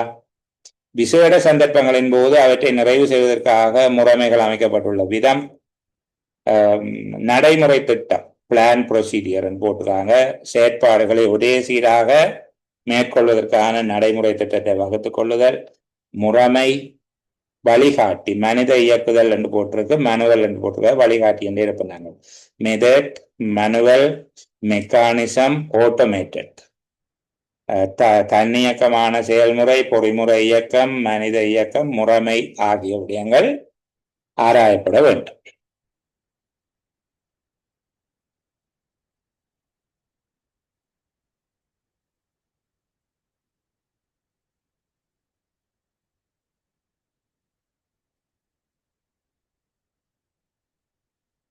அலுவலக முறைமை ஒன்றை தக்க வகையில் பேணுவதற்கான உத்திகள் என்று சொல்லி இது நாங்கள் ஏற்கனவே பார்த்திருக்கிறோம். இருந்தாலும் அவர்கள் கொடுத்திருக்கக்கூடிய விடைகள் இருக்கா பார்ப்போம். அலுவலக முறைமை ஒன்று அலுவலகத்தில் தக்கவாறு பேணப்பட்டால் மாத்திரமே பயனுறுதி வாய்ந்ததாக இருக்கும். அலுவலக முறைமை ஒன்று அலுவலகத்தில் தக்கவாறு பேணப்பட்டால் மாத்திரமே பயனுறுதி வாய்ந்ததாக இருக்கும். அவ்வாறு அலுவலக முறைமை தக்கவாறு பேணப்படுவதற்கான உத்திகள், அலுவலக முறைமை ஒன்றை ஏற்படுத்திக் கொள்வதற்கான உத்திகள் என்று சொல்லி நான் முதல் உங்களுக்கு சொல்லி தந்தேன். அலுவலகத்தில் செய்யப்படுகிற எல்லா வேலைகளையும் அடையாளம் காண்றது, பட்டியல் படுத்துறது, அவற்றை பகுப்பாய்வு செய்வது என்பது போல இங்க அதை கொஞ்சம் விரிவாக சொல்லி இருக்கிறார்கள். இந்த விடயத்தை கவனிங்க. அலுவலக முறைமை தக்கவாறு பேணப்படுவதற்கான உத்தி பௌதீக அடிப்படையிலான நடவடிக்கைகளை திட்டமிடுதல். பௌதீக அடிப்படையில செய்ய வேண்டிய நடவடிக்கைகளை திட்டமிடுதல், தரவுகள் சேகரித்தல் மற்றும் தரவுகள் தொடர்பான பதிவுகளை மேற்கொள்ளல் ஆகியவற்றை மதிப்பாய்வு செய்தல், கோப்புகள் மற்றும் பதிவேடுகளை களஞ்சியப்படுத்தல், அவற்றை மீண்டும் பெறுவதற்கான வசதிகளை ஏற்படுத்தல் ஆகியவற்றை திட்டமிடுதல், களஞ்சியப்படுத்தலில் பிரயோகிக்கப்படும் களஞ்சியப்படுத்தும் பொறிமுறையினை திட்டமிடுதல், தகவல்கள் மற்றும் தரவுகள் என்பதனை பகுப்பாய்வதை திட்டமிடுதல், தரவுகளை தீர்மானம் மேற்கொள்வதற்காகவும் அறிக்கைகளை தயாரிப்பதற்காகவும் பயன்படுத்துதல், ஏனையோருக்கு வழங்குதல் ஆகியவற்றை திட்டமிடுதல், தரவுகள் தொடர்பாளர்களுக்கு பயன்படுத்தப்படும் விதத்தினை திட்டமிடுதல், வாகனங்கள் தொடர்பான குறிப்பு புத்தகம், ஓட்டப்பதிவேடு என்பவற்றை பரிசீலனைக்கு உட்படுத்துதல், வெளிக்கள உத்தியோகத்தர்களுடைய நடமாட்டங்கள், செயற்பாடுகள் என்பவற்றை முகாமை செய்யத்தக்க வகையில் ஒழுங்கமைத்தல். இது தொடர்பில் முன்னிகழ்ச்சி திட்டம், செயற்பாட்டு அறிக்கை, மாதாந்த பெறுவேற்று பரிசீலனைக்கு உட்படுத்துதல். இங்க இந்த விடயத்தை பாருங்க. முதல் இடத்துல அங்க பார்த்தனாங்க அலுவலக முறைமையை மதிப்பீடு செய்யும் போது அல்லது மதிப்பாய்வு செய்யும் போது எவற்றையெல்லாம் மதிப்பாய்வு செய்ய வேணும் என்று பார்த்தனாங்க. இங்க இந்த கேள்விக்கு அதே விடயத்தை திருப்பி விடையாக போட்டிருக்கிறார்கள். ஒரு சிறந்த அலுவலக முறைமை ஒன்று பேணப்படுவதற்கு என்ன உத்திகளை பயன்படுத்த வேணும் என்று கேட்கிற போது என்னென்ன விடயங்கள் அங்க மதிப்பாய்வு செய்யப்படும் என்று பார்த்தோமோ அந்த விடயங்களை இங்க சிறப்பாக செய்ய வேணும் என்று சொல்லியிருக்கு. அலுவலக முறைமையில சிறந்த அலுவலக முறைமை ஒன்றை மதிப்பாய்வு செய்கிற போது என்னென்ன விடயங்கள் பார்ப்பார்கள் எங்களுக்கு தெரியுதான. முதல் அலுவலக முறைமை மதிப்பாய்வின் போது ஆராயப்பட வேண்டியவை என்று பார்த்தோம். இப்ப முதல் பார்த்து நாங்கள் பௌதீக அடிப்படையிலான நடவடிக்கைகளை மதிப்பாய்வு செய்கிறது, தரவு சேகரித்தல் மற்றும் தரவு பதிவுகளை மதிப்பாய்வு செய்தல் என்று. அப்ப இங்கே அவர் சொல்லுகிறார் என்னென்றால் அலுவலகத்தின் முறைமை ஒன்றை தக்க முறையில பேணுவதற்கு அந்த விடயங்களை சிறப்பாக செய்தா சரி, அதைத்தான் அந்த மதிப்பாய்வு செய்ய போயிடும். அப்ப மதிப்பாய்வு செய்யப்படுகிற விடயங்களை சிறப்பாக செய்தல். அதை திரும்ப ஒரு தடவை சொல்றாருங்க. பௌதீக அடிப்படையிலான நடவடிக்கைகள் திட்டமிடுதல், தரவு சேகரித்தல் மற்றும் தரவு தொடர்பான பதிவுகளை மேற்கொள்ளுதல் ஆகியவற்றினை மதிப்பாய்வு செய்தல், கோப்புகள் மற்றும் பதிவேடு களஞ்சியப்படுத்தல், அவற்றை பெறுவதற்கான வசதிகள் போன்றவற்றை ஏற்படுத்துதல், களஞ்சியப்படுத்தலில் பிரயோகிக்கப்படும் களஞ்சியப்படுத்தும் பொறிமுறை ஒன்றினை திட்டமிடுதல், தகவல்கள் தரவுகள் பகுப்பாய்வு செய்யப்படும் முறையை திட்டமிடல், தரவுகளை தீர்மானம் மேற்கொள்வதற்கும் அறிக்கைகள் தயாரிப்பதற்கும் பயன்படுத்துதல், ஏனையோருக்கு வழங்குவது தொடர்பாக திட்டமிடுதல், தரவுகளை தொடர்பாளர்களுக்கு பயன்படுத்துவதை திட்டமிட்டுக் கொள்ளுதல், வாகனங்களினுடைய குறிப்பு புத்தகம், ஓட்டப்பதிவேடு என்பவற்றை பேணுதல், வெளிக்கள உத்தியோகத்தர்களுடைய நடமாட்டங்கள் மற்றும் செயற்பாடு என்பவற்றை மதிப்பிடுவதற்கான பொறிமுறை ஒன்றினை ஸ்தாபித்துக் கொள்ளுதல். இந்த 9 ஞாபகம் வச்சிருங்க. மறுவளமாக கேட்டால் ஒரு சிறந்த அலுவலக முறைமை ஒன்றினை மதிப்பாய்வு செய்யக்கூடிய உத்திகள் எது என்று கேட்டால் இந்த 9ஐயும் பரிசீலிக்க வேணும் என்று சொல்லி எழுதிக்கொள். சரிதானே? இந்த 9ஐயும் பரிசீலிக்க வேணும் என்று சொல்லி சொல்லுவோம். அப்ப இந்த வேலை அளவீடு என்பது தொடர்பாக நாங்கள் ஏற்கனவே மேலோட்டமாக கதைச்சிருக்கிறேன். நான் அதை அடுத்த முறை உங்களுக்கு சொல்லுகிறேன். வேலை அளவீடுண்டா என்ன, வேலை அளவீட்டை செய்கிற போது என்னென்ன விடயங்களை பின்பற்றப்பட வேண்டும் போன்ற விடயங்கள் எல்லாத்தையும் பார்ப்போம். சரி, அப்ப நாங்கள் இன்றைக்கு இந்த அளவோட நிறைவு செய்து கொள்வோம். கொஞ்சம் படிக்கிற வேகத்தை கூட்டுங்க. ஏற்கனவே படித்த விஷயங்களை திரும்ப திரும்ப ஒரு தடவை பார்த்து கொள்ளுங்க. கடந்த கால வினாத்தாள்களை பார்ப்பதன் மூலமாக உங்களுக்கு வினாக்களினுடைய கட்டமைப்பு மற்றும் அண்மை காலத்தில் வினவப்பட்ட விடயங்களோடு அவற்றுக்கு அருகில் உள்ள விடயங்களை கற்றுக்கொள்ளுதல் ஆகிய விடயங்கள் மீது கவனம் செலுத்துங்க. நாங்கள் தொடர்ந்து இன்னும் ஒரு நல்ல சூழ்நிலையில சந்திக்கிற வரைக்கும் எல்லோருக்கும் பாய் பாய், குட் நைட்.